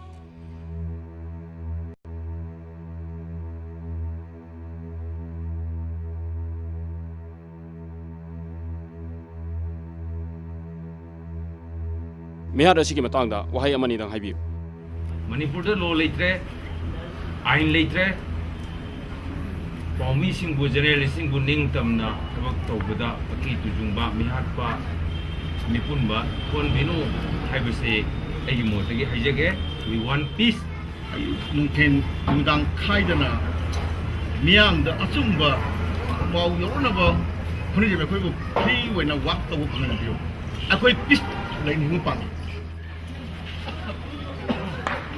ꯂꯩꯕꯥꯛ ꯑꯁꯤ ꯃꯤꯍꯥꯠꯄꯨꯡ ꯑꯣꯏꯍꯟꯅꯤꯡꯗꯦ We want peace! We want peace! ꯍꯧꯖꯤꯛ ꯇꯦꯟꯁꯟꯅ ꯁ꯭ꯋꯥꯝ ꯋꯥꯡꯉꯤꯉꯩꯁꯤꯗ ꯅꯪꯅ ꯁ꯭ꯋꯥꯝ ꯚꯥꯞ ꯇꯥꯗ꯭ꯔꯤꯁꯤ ꯀꯔꯤꯒꯤꯅꯣ? ꯄꯥꯎ ꯁꯤꯗꯤ ꯍꯦꯟꯕ ꯀꯌꯥ ꯊꯣꯛꯈ꯭ꯔꯕꯅꯤ ꯁꯤꯗꯤ ꯀꯩꯁꯨ ꯅꯠꯇꯦ ꯑꯁ ꯄꯥꯎꯅ ꯍꯦꯟꯖꯟꯅ ꯄꯥꯈꯠꯅ ꯈꯜꯂꯤ ꯔꯟꯕꯤꯔ ꯅꯪ ꯑꯩꯅ ꯍꯥꯏꯕꯁꯤ ꯅꯪ ꯚꯥꯞ ꯇꯥꯎ ꯏꯔꯥꯡꯁꯤ ꯅꯦꯝꯗ꯭ꯔꯤ ꯐꯥꯎꯕꯗꯤ ꯅꯪ ꯃꯄꯥꯟ ꯊꯣꯛꯄ ꯌꯥꯗꯦ ꯈꯪꯉꯦꯗꯅ ꯁꯔ ꯑꯣ ꯑꯣꯁꯤ ꯀꯨꯃꯥꯔ ꯑꯩ ꯅꯪꯕꯨ ꯉꯥꯏꯔꯝꯂꯤꯕ ꯆꯪꯉꯨ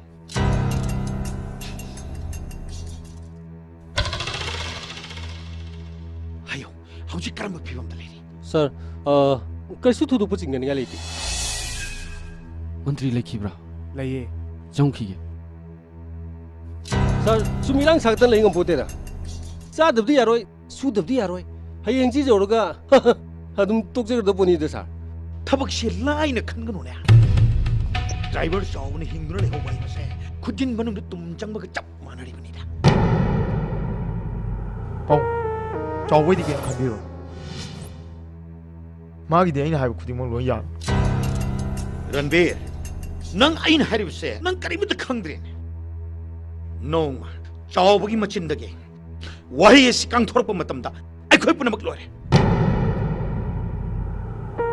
मसे नोई खंगदबने मथौ लेतब मी मसिंग यामनखरे खर सुमे तान की बफे अदुननी ने आइना हाइरी से चाव से लोइशन की बता थबग से करीम मिस्टेक अमत ओहन बयादे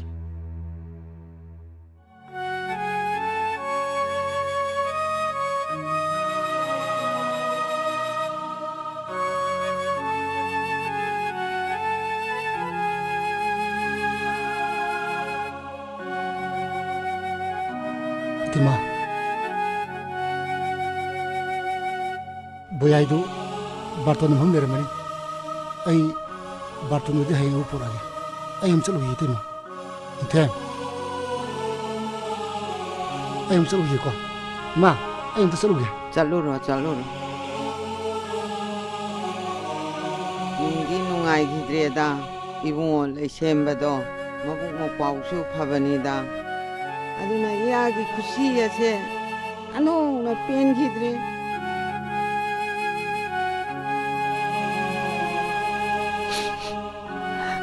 phare punama ase laibakta tamama bai duni astina kaidongai tariba hangji tari ma asti do hangji tare haibanina hangji to ima ngantana laage phare ima mu yaurage ko huima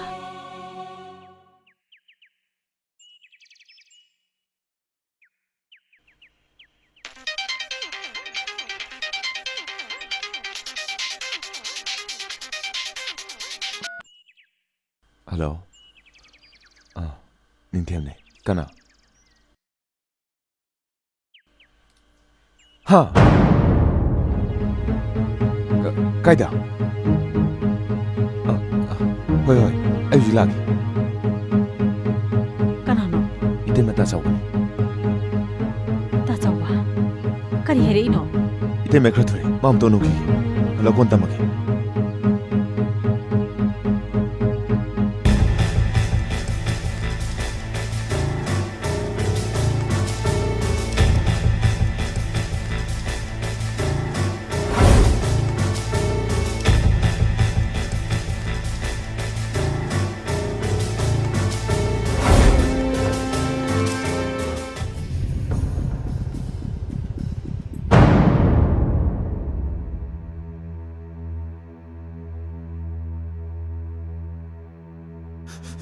Tem.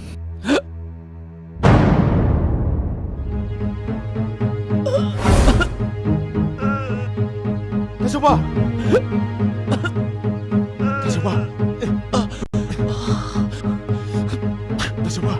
Kay Tasuba. Longse. Nakta sanap daw si. Ay na ay siya tako. Tamo lang siya mo to. Nanti doyon siya na. Amadi. Nanti. Ako yan na atfane. Mihad asida. O si Kumar na siya na mating pangi. Tem.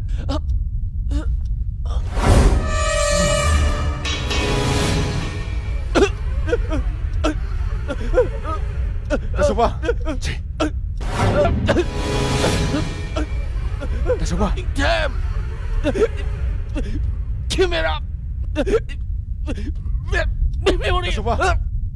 Tasuba.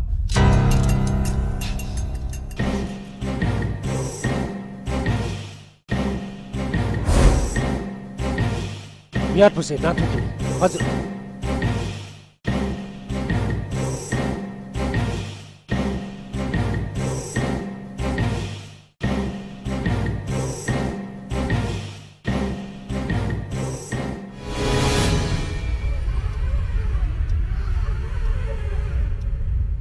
Hꯧdik ti mihad po ere banina.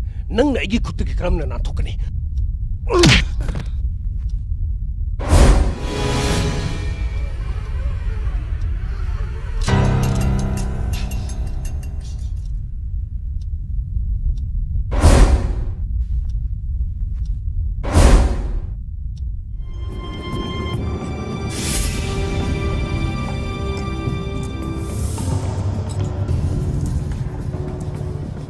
ꯀꯩꯒꯤꯗꯃꯛꯇꯅꯣ ꯑꯩꯕꯨ ꯐꯥꯕꯤꯔꯤꯁꯦ? ꯀꯔꯤꯒꯤꯗꯃꯛꯇ ꯐꯥꯔꯤꯅꯣꯕ? ꯃꯤꯍꯥꯠꯄꯨ ꯑꯣꯏꯔꯗꯤ ꯐꯥ ꯇꯥꯕ. ꯃꯤꯍꯥꯠꯄꯅꯤ ꯅꯈꯣꯏ.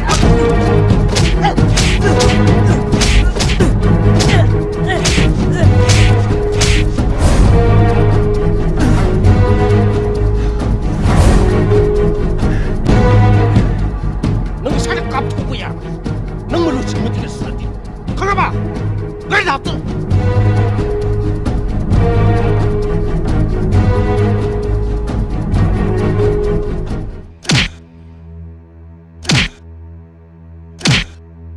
하요, 넌 하트뿐이 하요, 하요, 하요 하나가. 뿌나막 참는 찾은만 같더네. 대마, 중간으로는 그러시지. 대마, 또 와비르노. 아이는 가시막 아파가 웃기려면 따나라가 마학과 하야막 아이는 꼬티기 럭토로 보내더니. 닝템, 가이는 나는 나오는 것이고. 헤이 저 가이는 난 내 거에다 너무리 것이고 가이는 난 내 거에다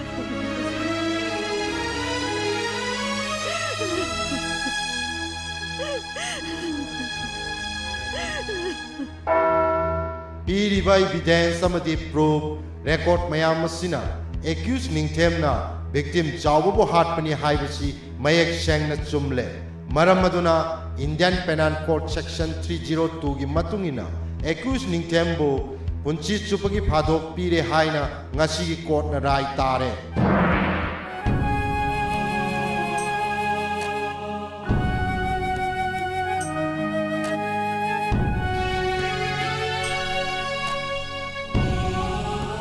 닝템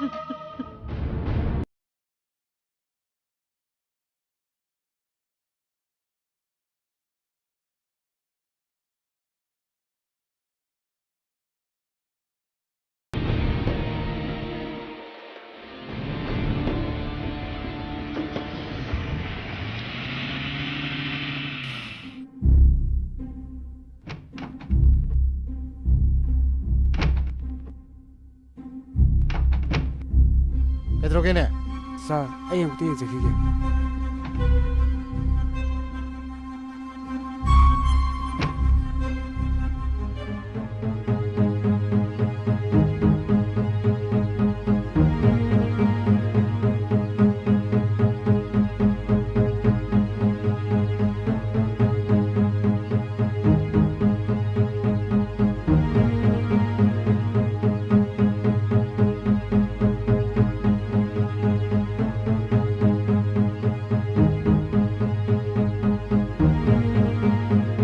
नहीं यारनी sir sir मपानों थोक जगे स्वाई सुम तक चलो ने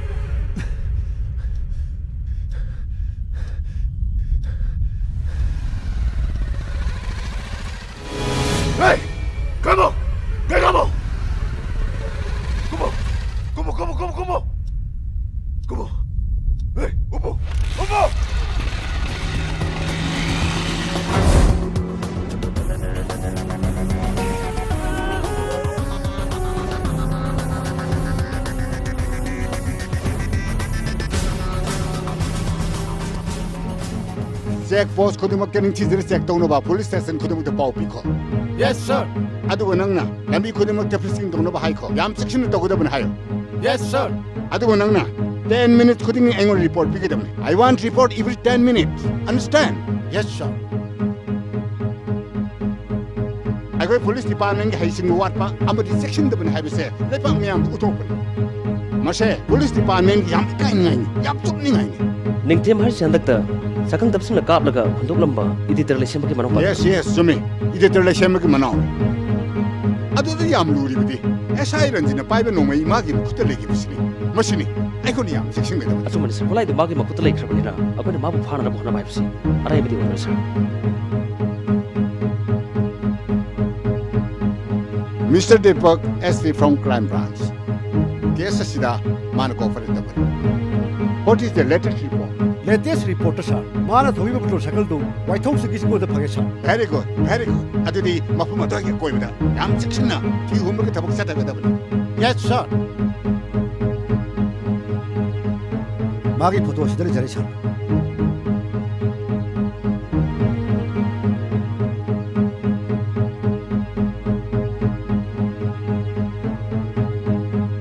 अदुदी नखोय पुनमक हादि मफमदुदा याम सेक्शन थि हुमना माव फानन ब होनगदा यस सर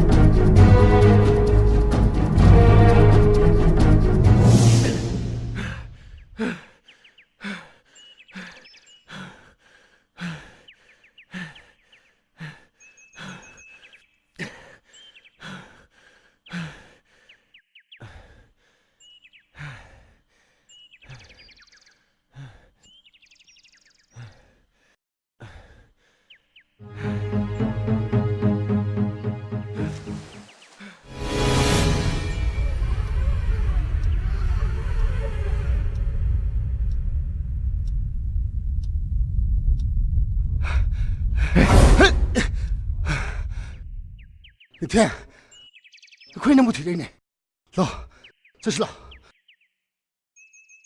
नोई गई लंबी तोंगाले नोई चक्रो नंग अखोई के लोना तीन मरुम ने अखोई बु थाजदबई वारो आई यामबु हातखिबा अदुगा ngasi ai buna miar patali bang mukha singa da ai ne lemna khak tharo makhoi gi mathak laman khumkini Nithem nang kari warino maduro na ai khoi shu nagi de amo mating soi na pangani ai shu nagi da mukta mating pangani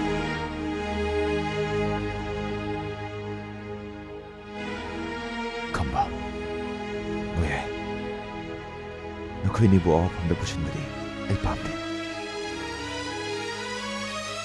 nakhoi ni chalo chalo asukuni tinara bai khoi bu nangi awaba taraba matam sida maru moina mateng pangbada masida nangi yaindru sikari gino tamodo nangi de natiye ekoi su yori bune ekoi kisu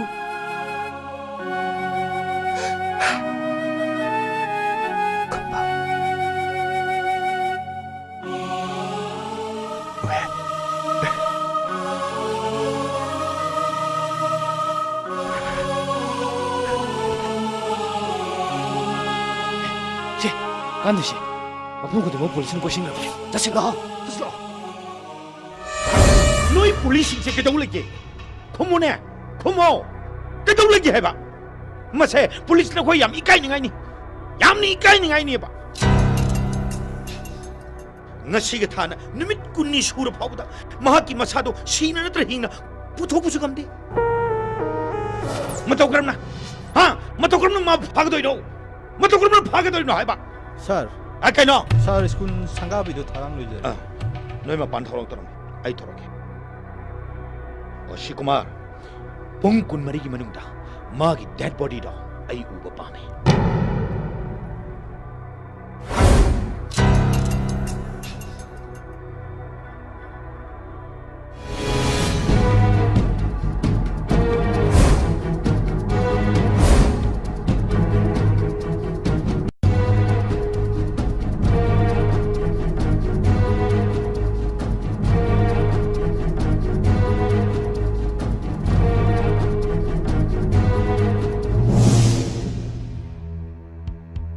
ते गाड़ी लाके दो वाले बा लाकदब गाड़ी ले होद्रे सीना अरोइबन गाड़ी सिंह चिकन आइनो मंत्री नोयोजना की मचानुपा रणबी की गाड़ी ngaktan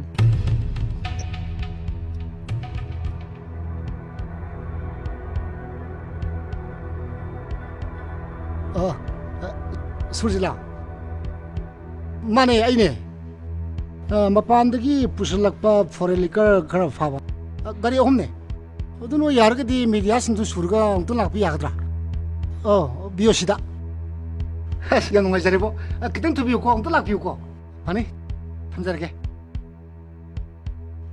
press hunu bhai re pare dudi club ki naron jinga mera pabi ko to kokto aku chekin toshi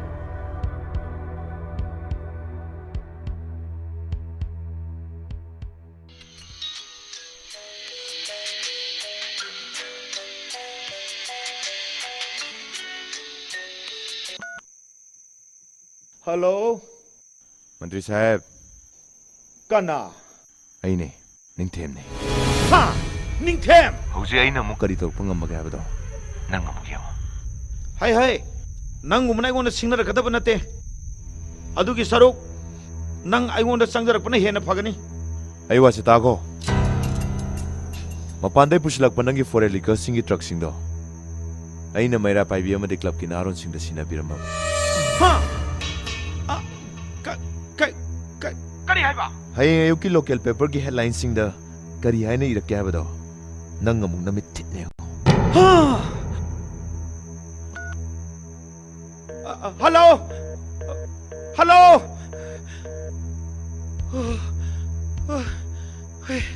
hey noi kana lay sir kari ha oh yare chalo hey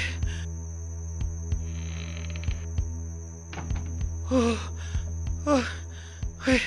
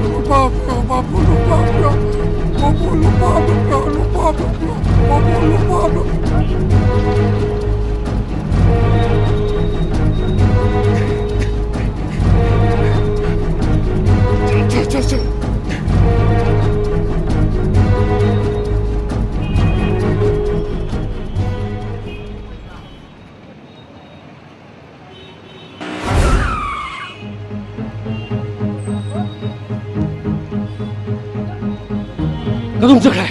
저기 쌩이네도 고마우대. 핵도 깝쳐야죠. 사 미브락도 값을 돼. 핵도 깝쳤거든요. 라.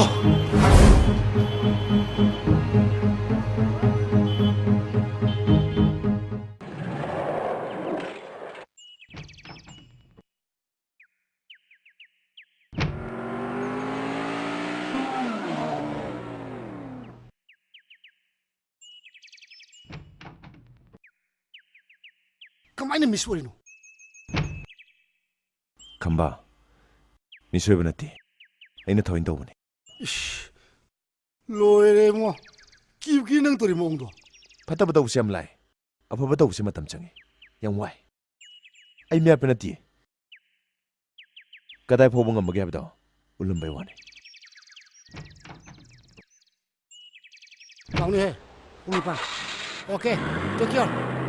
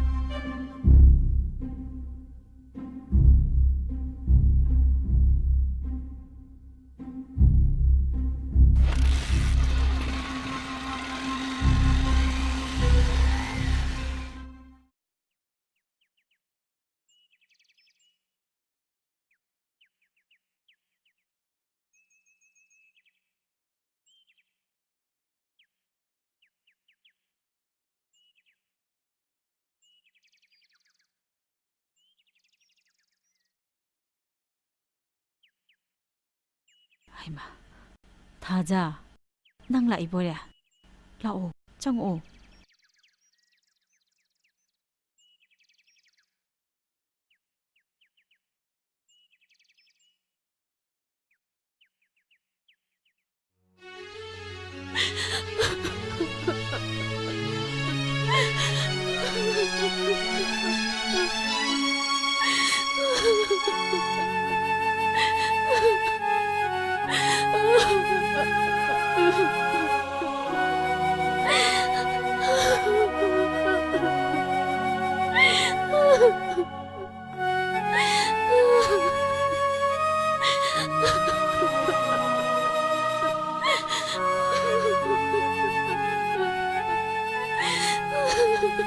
Thà ra.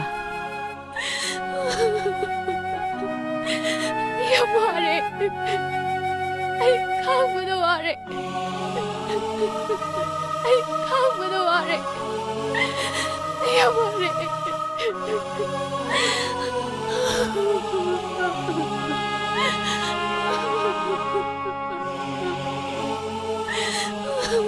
Thà ra, cần gì cả pino, tụ ô xì, tụ ô bà xì. Se, kap kano se. Punsi haibasidi awaba nungaiba makal mathil le. Punamak aikhoi thingnaba tabani. Se, kap kano se.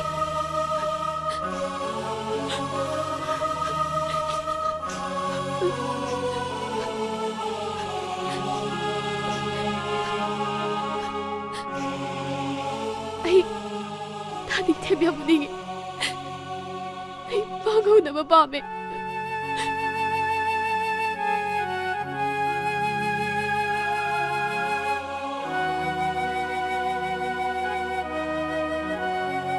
Thà nabuk ningdo khara su phajin na tamgada bane. Mi lai bro postman lai ye. Leiramuko.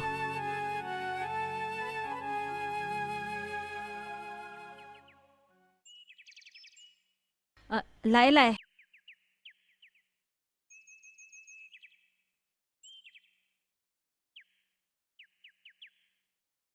Cái mà siêu tợ.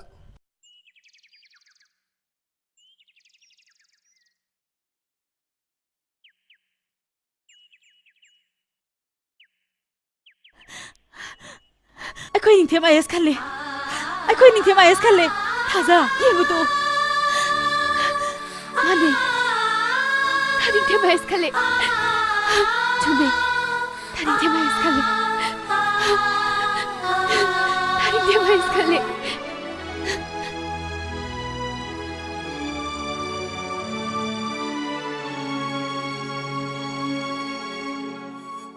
तमो अखोई निंथेम आयस खले तमो न खंजरंबा निंजरंबा आसादो ngasidi mai pai ngasidi mai pai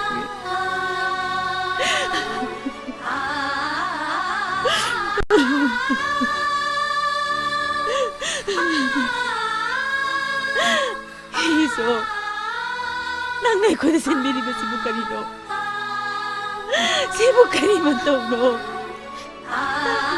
sibu kari matawno 타자 hꯧ직부 마시기 까나바 까리노 hꯧ직부 마시기 까나바 까리노 마시기 까나바 까리노 또 마시기 까나바 까리노 또 제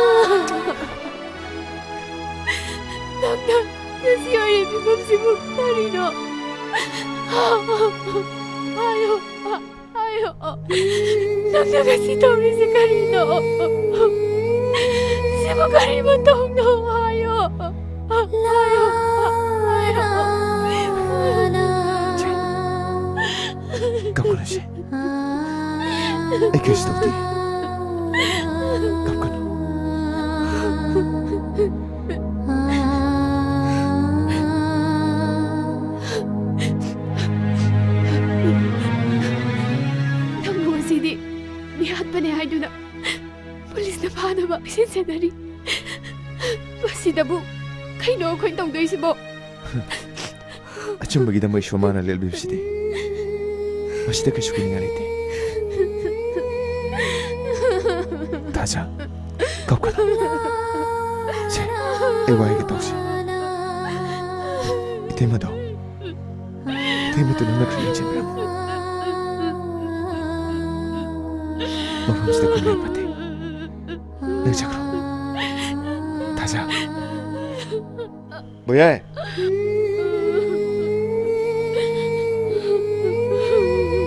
뭐야? 제 다자씨.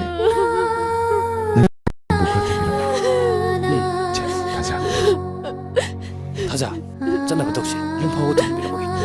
Afam sida kuina leba phara. Law, chasilo.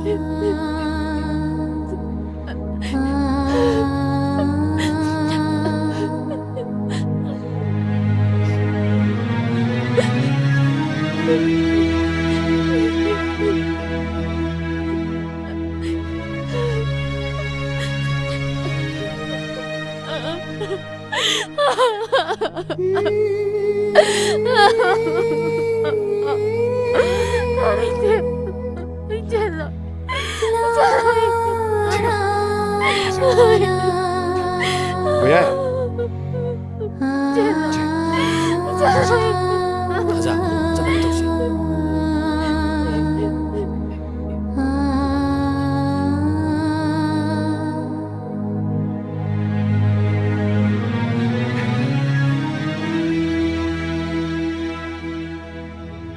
Aina haisini.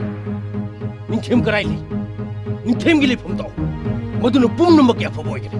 Hayo, ning khem karai le. Kai no haisibo. Ning them yum chide reite. Oi. Ma na lotuna leibam phum du taw haibani ne. Ai khangde. Karigumba ina khanglabasu. Nakhoi gi mafamdadi sungtak tawi. Musi. Machin ji khumdana ka tawine. Na chin du thuga yorbra na. Ha. Pak law thajin na musi. Nupi phui de le phun dine. Phuger hat kira nakhoi tawni bu kasito. Madu ta kasu tingna balaide. Phuo. Halo. Ngamadi halo. Yam thongna phabai wani ne. Na huje thongna yam phabre bu na huje hatu mu bu na huje. Ha. Nang ma hatu putu kana ke du no. Na huje hatu mu bu na huje. Amtai ko. Sir, machine nupi ji machin khar kalli sir. Duty masa khangna thau tau fai.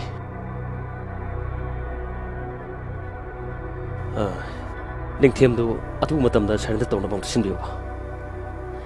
Machine magi apavoi kali kali. Magi marhan kari. Magi marhan mu kari do. Amuk dai biyo. Magi marhan mu kari do. Amuk dai biyo. Magi marhan mu kari do. Oi, kapsin na dana kana roi. Magi marale bu driver chawdu man thang khilaga halam ibni. Khange dana. Akhoi ning them mi hat parati habase. Mi bom khode mona khangmani. Mi hat padi na khoi ne. Mi hat padi na khoi ne. La khoi ne mi hale badi. Ai khoi ning them mi ate. Ai ning them mi hat parati. Ning them mi hat parati.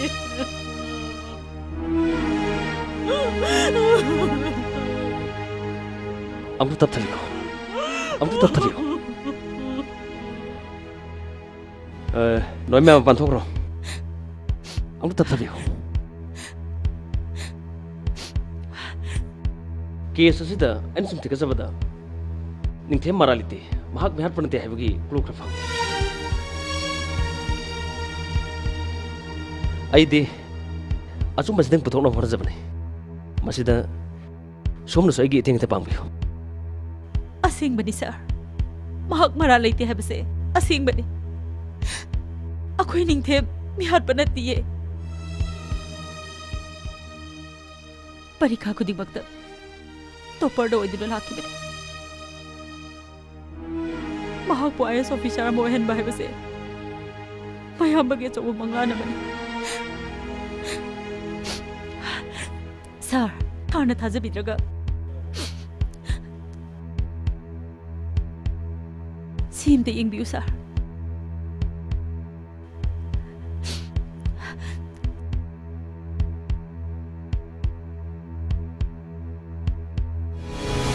Oh my god.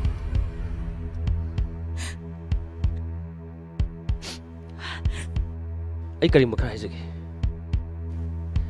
Ning them laman khumna bagi namak mi har khep tar bade. Mahak mi har pai bado soidro gargane. Mahak pu mi har padagi kal huna bagi namak. Mahak pu surrender tahun mana maki tung lambi da favor kane. Ning them hana ki punsi da hanjalan ba ai pame. Atu matam na mahak pu surrender tahun ba kharsin biyo. Ai bu thaja biyo. Se masih ki karne. Darkar lai matam da collect to biro. Ai khudak talak se. Aduga letter simade ai pujaki. Darkar khale re. ꯀꯣꯟꯅ ꯑꯃꯨꯛ ꯊꯤꯟꯖꯔꯛꯀꯦ ꯐꯔꯦ ꯌꯧꯖꯔꯒꯦ ꯑꯗꯨꯗꯤ ꯐꯅꯤ ꯁꯥꯔ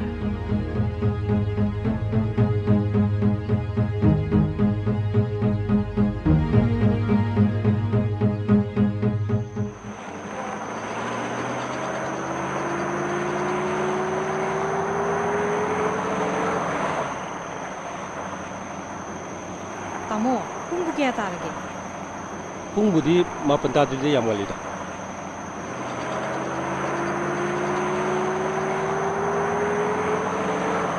ꯂꯝꯕꯤ ꯃꯌꯥꯏꯁꯤꯗ ꯅꯠꯇ꯭ꯔꯗꯤ ꯃꯥꯏꯁꯤ ꯁꯦꯝ ꯌꯥꯗ꯭ꯔꯕꯣ ꯇꯧꯔꯤꯁꯤꯕꯣ ꯍꯣꯔꯣꯟꯒ ꯇꯥꯗ ꯆꯠꯂꯁꯨ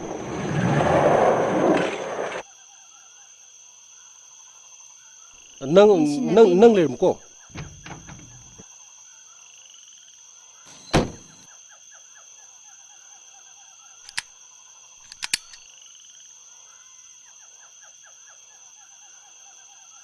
ꯍꯣꯏ ꯒꯥꯔꯤ ꯁꯦꯝꯐꯝ ꯏꯔꯦ ꯂꯩꯇꯦꯗꯧꯅ ꯂꯝꯕꯤ ꯃꯌꯥꯏꯁꯤꯗꯕꯨ ꯒꯥꯔꯤ ꯁꯦꯝꯃꯤꯁꯤꯕꯨ ꯅꯄꯥ ꯀꯅꯥꯅ ꯒꯥꯔꯤ ꯁꯦꯝꯃꯣ ꯍꯥꯏꯒꯦ ꯁꯤꯗꯩꯁꯤꯗ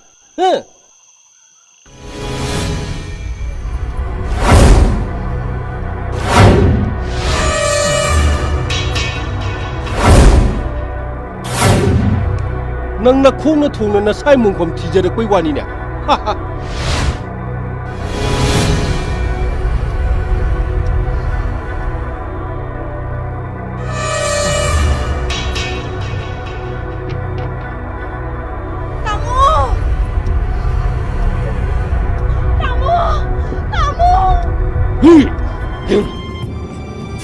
ꯉꯁꯤꯗꯤ ꯑꯩꯒꯤ ꯈꯨꯠꯇ ꯑꯃꯨꯛ ꯇꯥꯔꯦꯗꯅ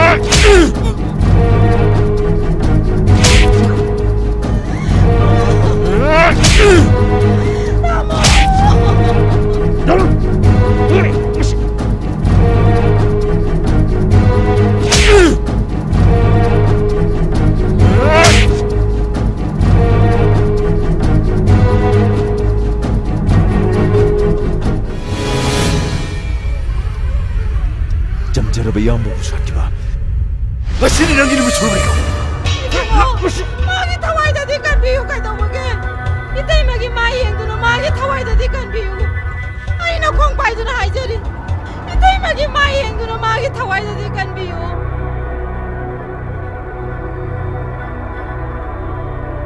이때이면 랑기 더위 깐미라네 아드보 좀 독전업이 맡아만 비랍니까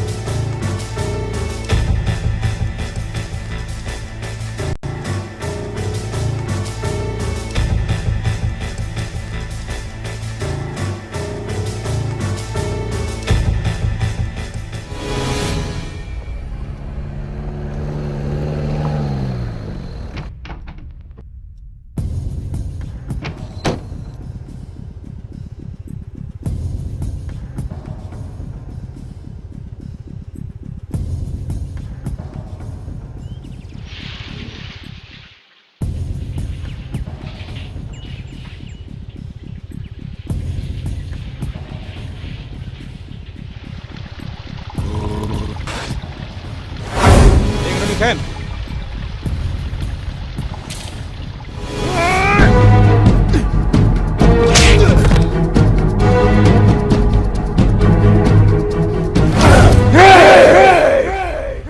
Hey, 니템. Hey, 굴라리 사도. 아이네 버전 하시니. 난 굴라리 사도.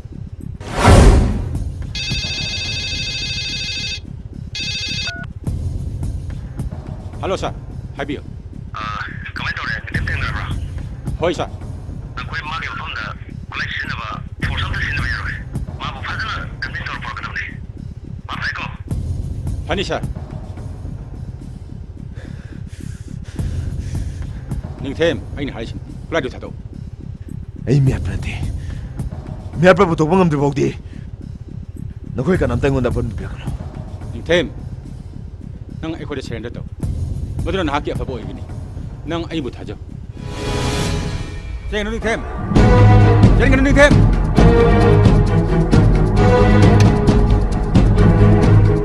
Yes, mình hỏi gì? Nong may ka pa siya din. Nam hạt na pha gano chu hai. Ai khui bu kamai na pha du. Sir, ningthem bhai misal si exam khudimakta topper da oidun lakpa satra mani haina report phangi sir. Aduga bahang tamakpa school amadi college singi oja sindagi phangba report ta bahag asi laik ta thawai amna yaujaba mabu yamna ingtapa misak na hain phangji sir. Sir, singti ambiu sir.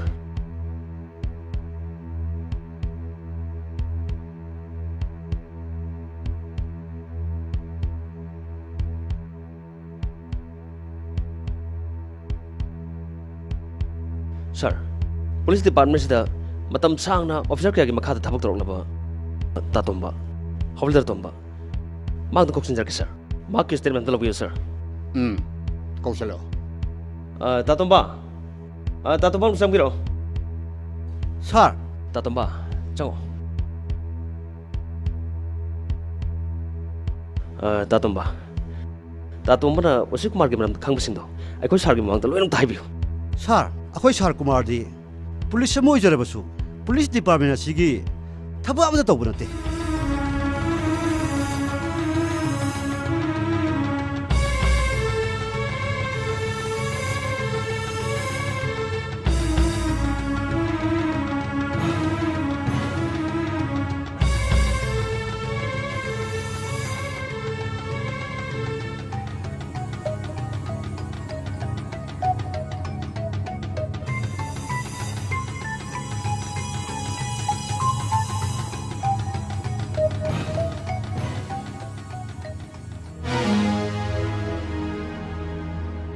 sugumba mo pamya masina police pu mayan matu ko janari bani sir tatomba yare natuk tawjero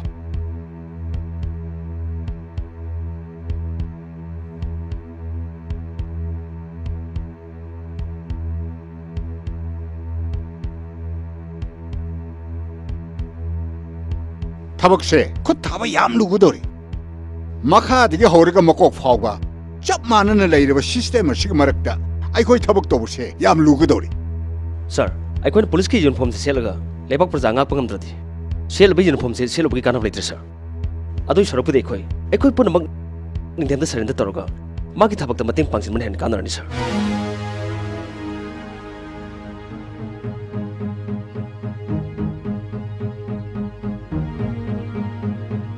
ꯑꯣ ꯐꯔꯦ ꯑꯩ ꯍꯧꯖꯤꯛ DGP ꯎꯅꯔꯒꯦ ꯑꯗꯨꯒ ꯋꯥꯐꯝ ꯑꯁꯤ ꯃꯔꯤ ꯂꯩꯅꯕꯁꯤꯡꯒ ꯌꯥꯝꯅ ꯀꯨꯞꯅ ꯈꯟꯅꯔꯒ ꯃꯈꯣꯏꯒꯤ ꯃꯊꯛꯇ ꯋꯥꯔꯟ ꯏꯁꯨ ꯇꯧꯗꯨꯅ ꯃꯈꯣꯏꯕꯨ ꯌꯥꯝ ꯊꯨꯅ ꯐꯥꯅꯅꯕ ꯑꯩ ꯑꯉꯝꯕ ꯂꯦꯚꯦꯜꯗ ꯑꯩ ꯍꯣꯠꯅꯒꯦ Thank you, sir.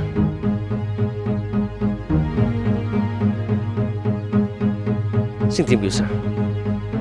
Ningtembi ayo selection tropagi later ni, sir.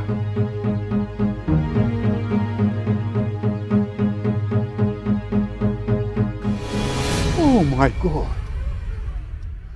Ta chawbana shiramdai mi kupta. Camera amadi memory card ki maramda palam libase. Mase yamna maru oi.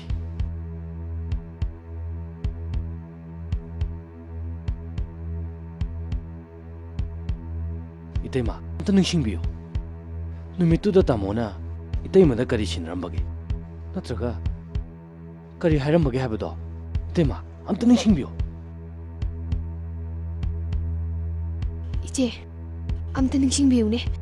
누미뚜다 다모나 이제다 깨게 하람이. 체 메모리 스틱 체 섹션 메타 스틱 체 미임도 가면 돼야 돼.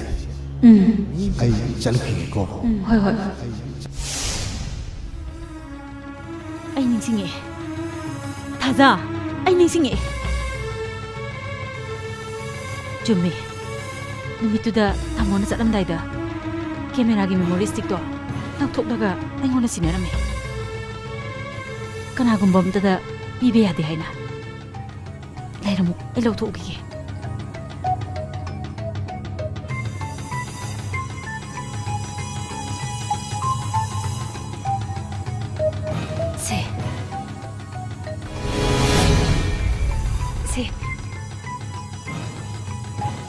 Tema, hajik dia cuma namai papa hai betul. Soalnya roya kata bani. Thaja, cecilo. Tema, kau mau jalu kiki. Jalu kiki, jalu roh.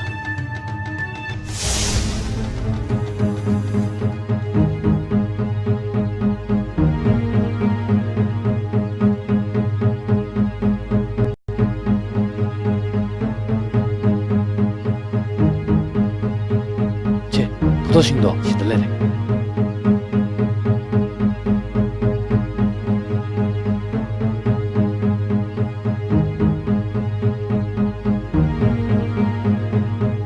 Tegal dulu apa? Loire. Piro tu di. Sabi di tinggal napa pisilur lagi.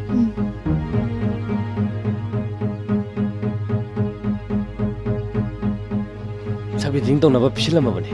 Adu di nang drop top biru magi. Yarani, ayok tu mau bharaga itu untuk cakra ge.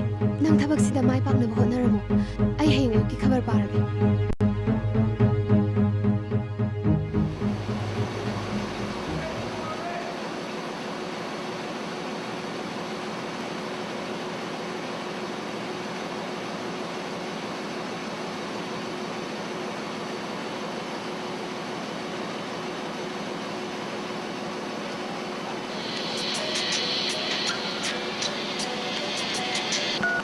Hello. Ayo phom dulu leh. Losi laga lagi. Bisa Manipur lagi. Hoi.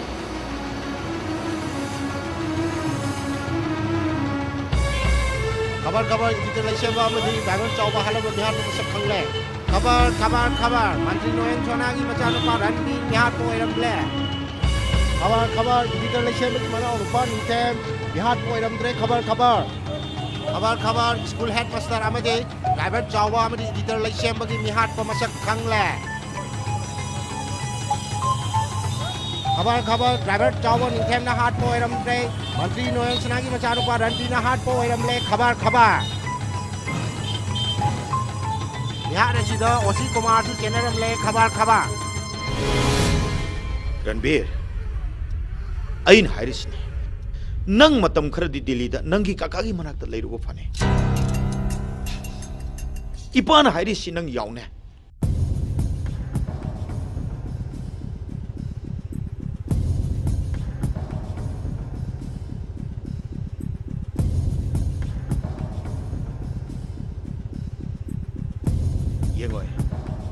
Flight ticket लौरनबा मी थाखबनी नंग हौजिमक चटनबा थौरांग तौर कइनो Bong नाजिबो आई सुजे चलो रणबीर तंग इपान आइबसी नंग भाप ताउने आई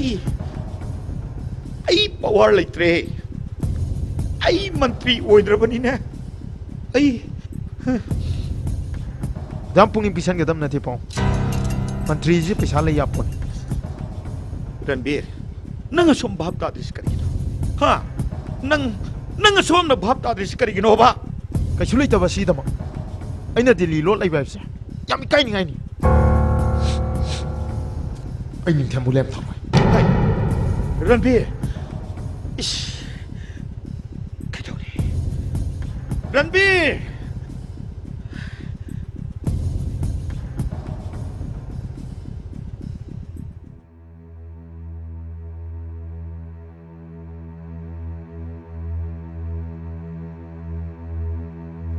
Memcha, aina tauru bana, aina pang bani.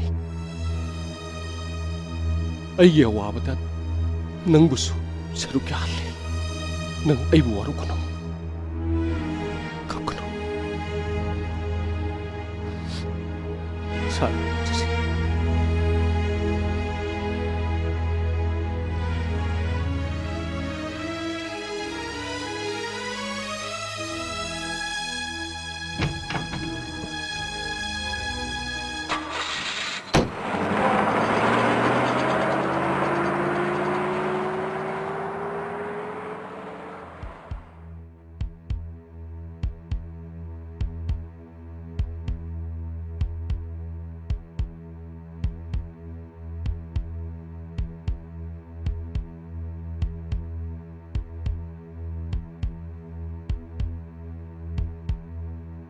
Sir, amta jangjar ke sir. Oh, noi labra. Chang chang.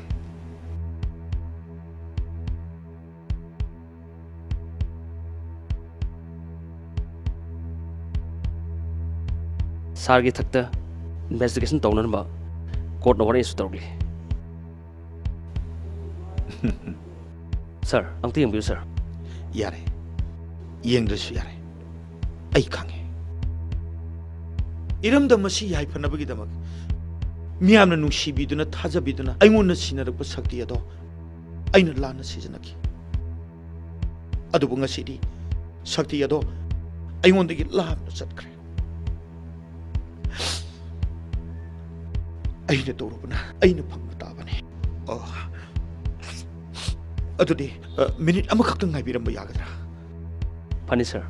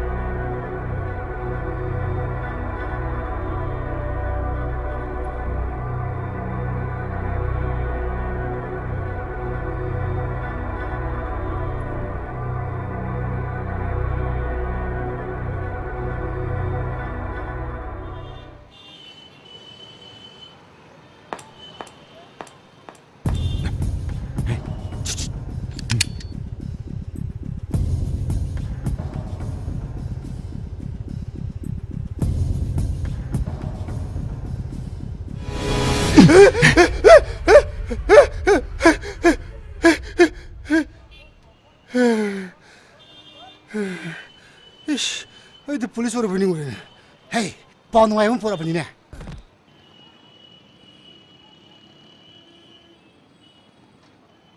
Kay paano? As, mas din nung ayaw pao, di ba? Pertibi de sumay laro rin mo. Sa atin nung ayaw pao ni mo. Ay ko na, hawsik di, wala nga karsunay trapa ni. Kari paano do haro ba? Usik kumar do, suspend daw rin. Hawsik di ma, lokap to rin. Ito ko na, mantri no yung sinado. Masama tanda. Suicide daw rin sikre. Kari suwa nga trapa ni.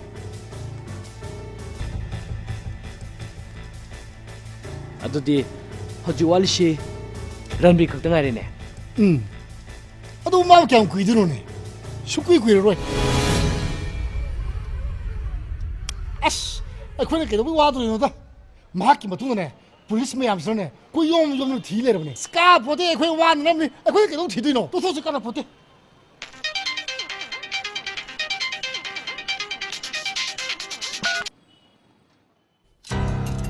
Nangi chanarbi. Nungsi thuarbi thaja. Amadi nama saknabi na taiba. Ayi khuta le. Moini bo hinga uba pamlabdi nangna thanta.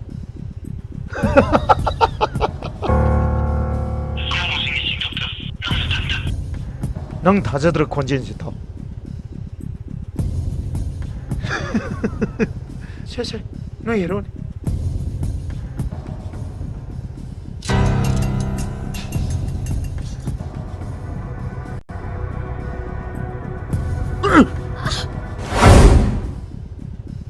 Tao.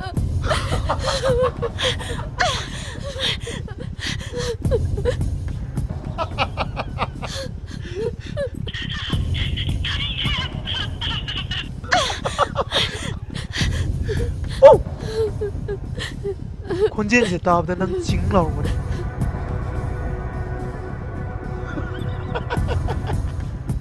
마탕나디 nang yam nung sibaonggi 콘젠 따할게.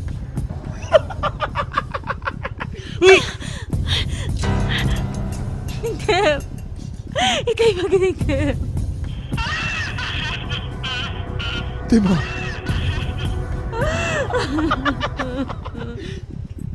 ꯅꯇꯩꯃꯒꯤ ꯈꯣꯟꯖꯦꯜꯁꯤ ꯇꯥꯕꯗ ꯈꯥꯡꯕꯗ ꯈꯔ ꯋꯥꯕ꯭ꯔꯥ?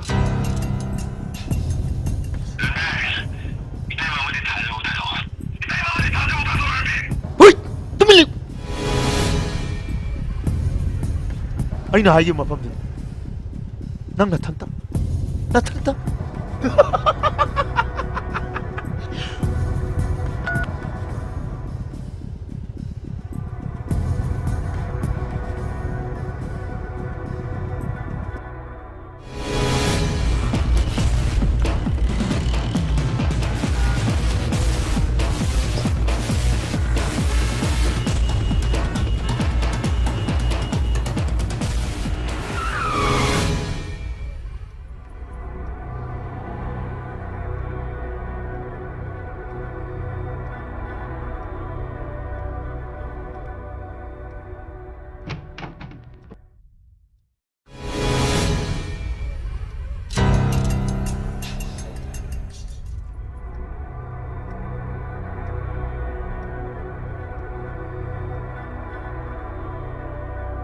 Tama Kylie.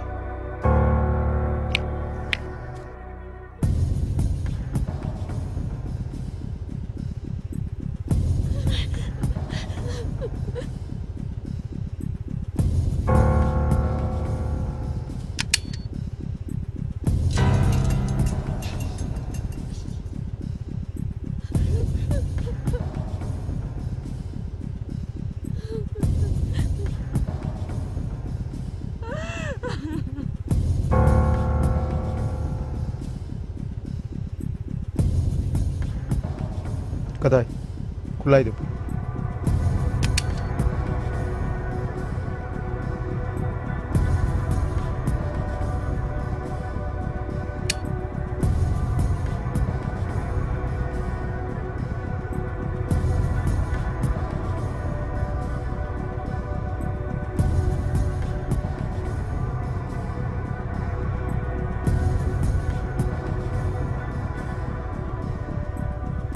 Ranbir, nang nengonda tongning ba taw?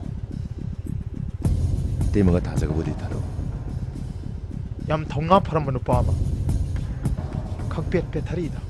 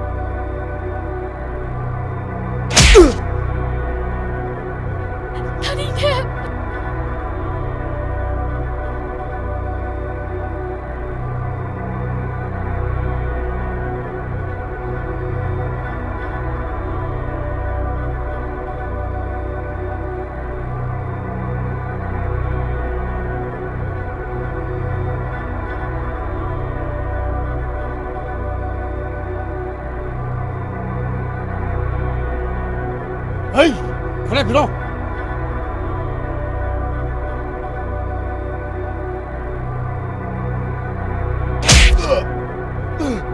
ꯅꯤꯡꯊꯦꯝ ꯑꯩꯈꯣꯏ ꯂꯥꯛꯑꯦ ꯍꯧꯔꯣ ꯍꯧꯔꯣꯅꯦ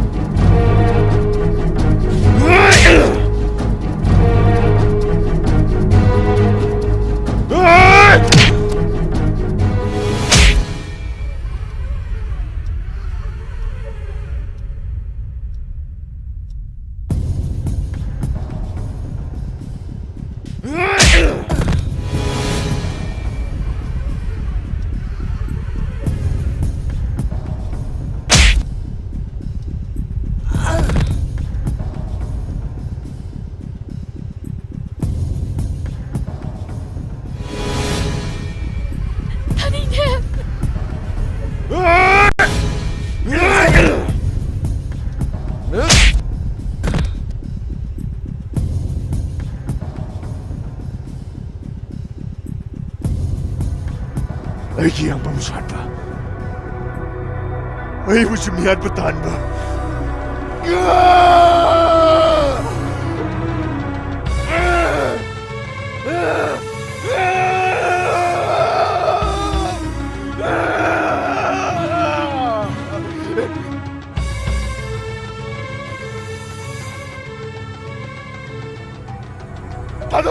तानो माई या बात में आई मुझे मारे मेरा दुकान में आई मां मुझे करे तानो मां सोई ना करे माई या बात में आई मुझे मारे मेरा दुकान में तानो आई मां तो नहीं तानो तानो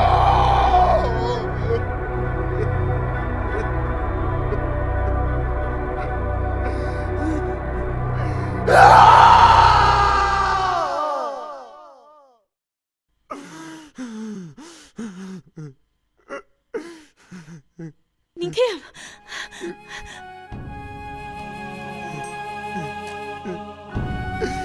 ꯍꯧꯒꯠꯂꯨꯁꯦ ꯍꯧꯒꯠꯂꯨꯁꯦ ꯁꯦ ꯍꯧꯒꯠꯂꯣ ꯀꯔꯤꯒꯤ ꯀꯞꯄꯤꯕꯅꯣ ꯍꯧꯖꯤꯛꯇꯤ ꯑꯆꯨꯝꯕꯅ ꯃꯥꯏ ꯄꯥꯛꯂꯕꯅꯦ ꯁꯦ तेमा आई बिहार पर तेमा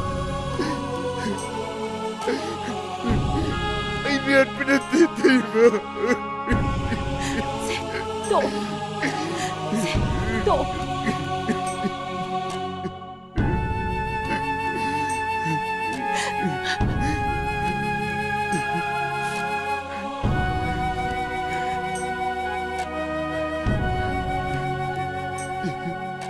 ꯅꯤꯡꯊꯦꯝ ꯅꯪ ꯃꯤꯍꯥꯠꯄ ꯅꯠꯇꯦ ꯃꯔꯝꯗꯤ ꯄ꯭ꯔꯨꯐꯁꯤꯡ ꯑꯦꯚꯤꯗꯦꯟꯁ ꯑꯩꯉꯣꯟꯗ ꯆꯞ ꯆꯥꯅ ꯂꯩ ꯍꯧꯖꯤꯛꯇꯤ ꯅꯪ ꯀꯩꯝꯇ ꯋꯥꯅꯤꯡꯉꯥꯏ ꯂꯩꯇ꯭ꯔꯦ IAS ꯑꯣꯐꯤꯁꯥꯔ ꯑꯃ ꯑꯣꯏꯒꯗꯕ ꯅꯪꯅ ꯀꯔꯤꯒꯤ ꯃꯤꯍꯥꯠꯄ ꯑꯣꯏꯒꯗꯧꯔꯤꯕꯅꯣ ꯅꯪꯗꯤ ꯏꯔꯝꯗꯝꯁꯤꯒꯤ ꯐꯤꯗꯝꯅꯤꯡꯉꯥꯏ ꯑꯣꯏꯔꯕ ꯃꯤꯁꯛ ꯑꯃꯅꯤ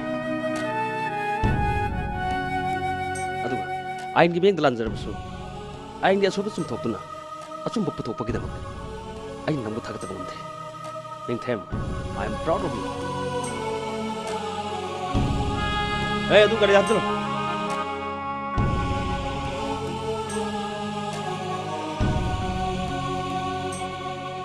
Mayam lan di kanbi kalo. Ayi kalo na police station pautu di. Sab ni terus.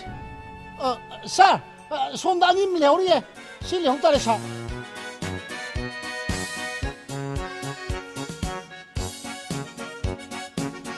Sir, Sina SI registry number ni. Sar namu di sina driven. Aduga sar sina license khangde license na tabni khangde.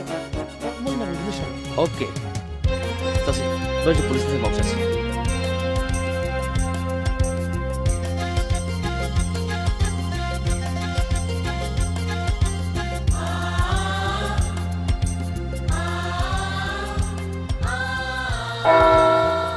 ngashigi court asina mamangi record amasung hauji phangliba record asi kupna nainaraba matungda headmaster ojamani amadi driver chawba amadi editor laisemba haiba victim ahum asigi hatpagi matangda SP thoibana pikhalakliba report amadi proof evidence mayam asi nainaraba matungda accused Ranbirna makhoi ahum asi hatpani haibasi mayek sengna chumle aduga loila na Ranbir masamang asu mihak asi mahak na tawbani haibasi masana yajarabani accused Ranbir bu punchi chupa thabak subagi adop piba haina ngasigi court asina rai tane aduga Osi Kumar gi oina makha tana thijinanabagi damak special team amana inquiry tawda khudong chana nagi damak numit 15 gi police custody remand tawre driver chawba hatpada maru oina accused ningthem na hatpani haiduna court asina trial tawduna IPC section 302 gi makhada mapunchi chuppagi adop pikhraba mahak haibadi ningthem ngasi mahaki maral karimata leiramdre haibasi hauji phangliba proof evidence mayam asina mayek sengna chumle ningthem gi mathakta siram liba maral punamak lauttunaraga pangthokpani haibasi mayek sengna chumle maram maduna ningthem gi mathakta leiriba maral punamak court na kathatle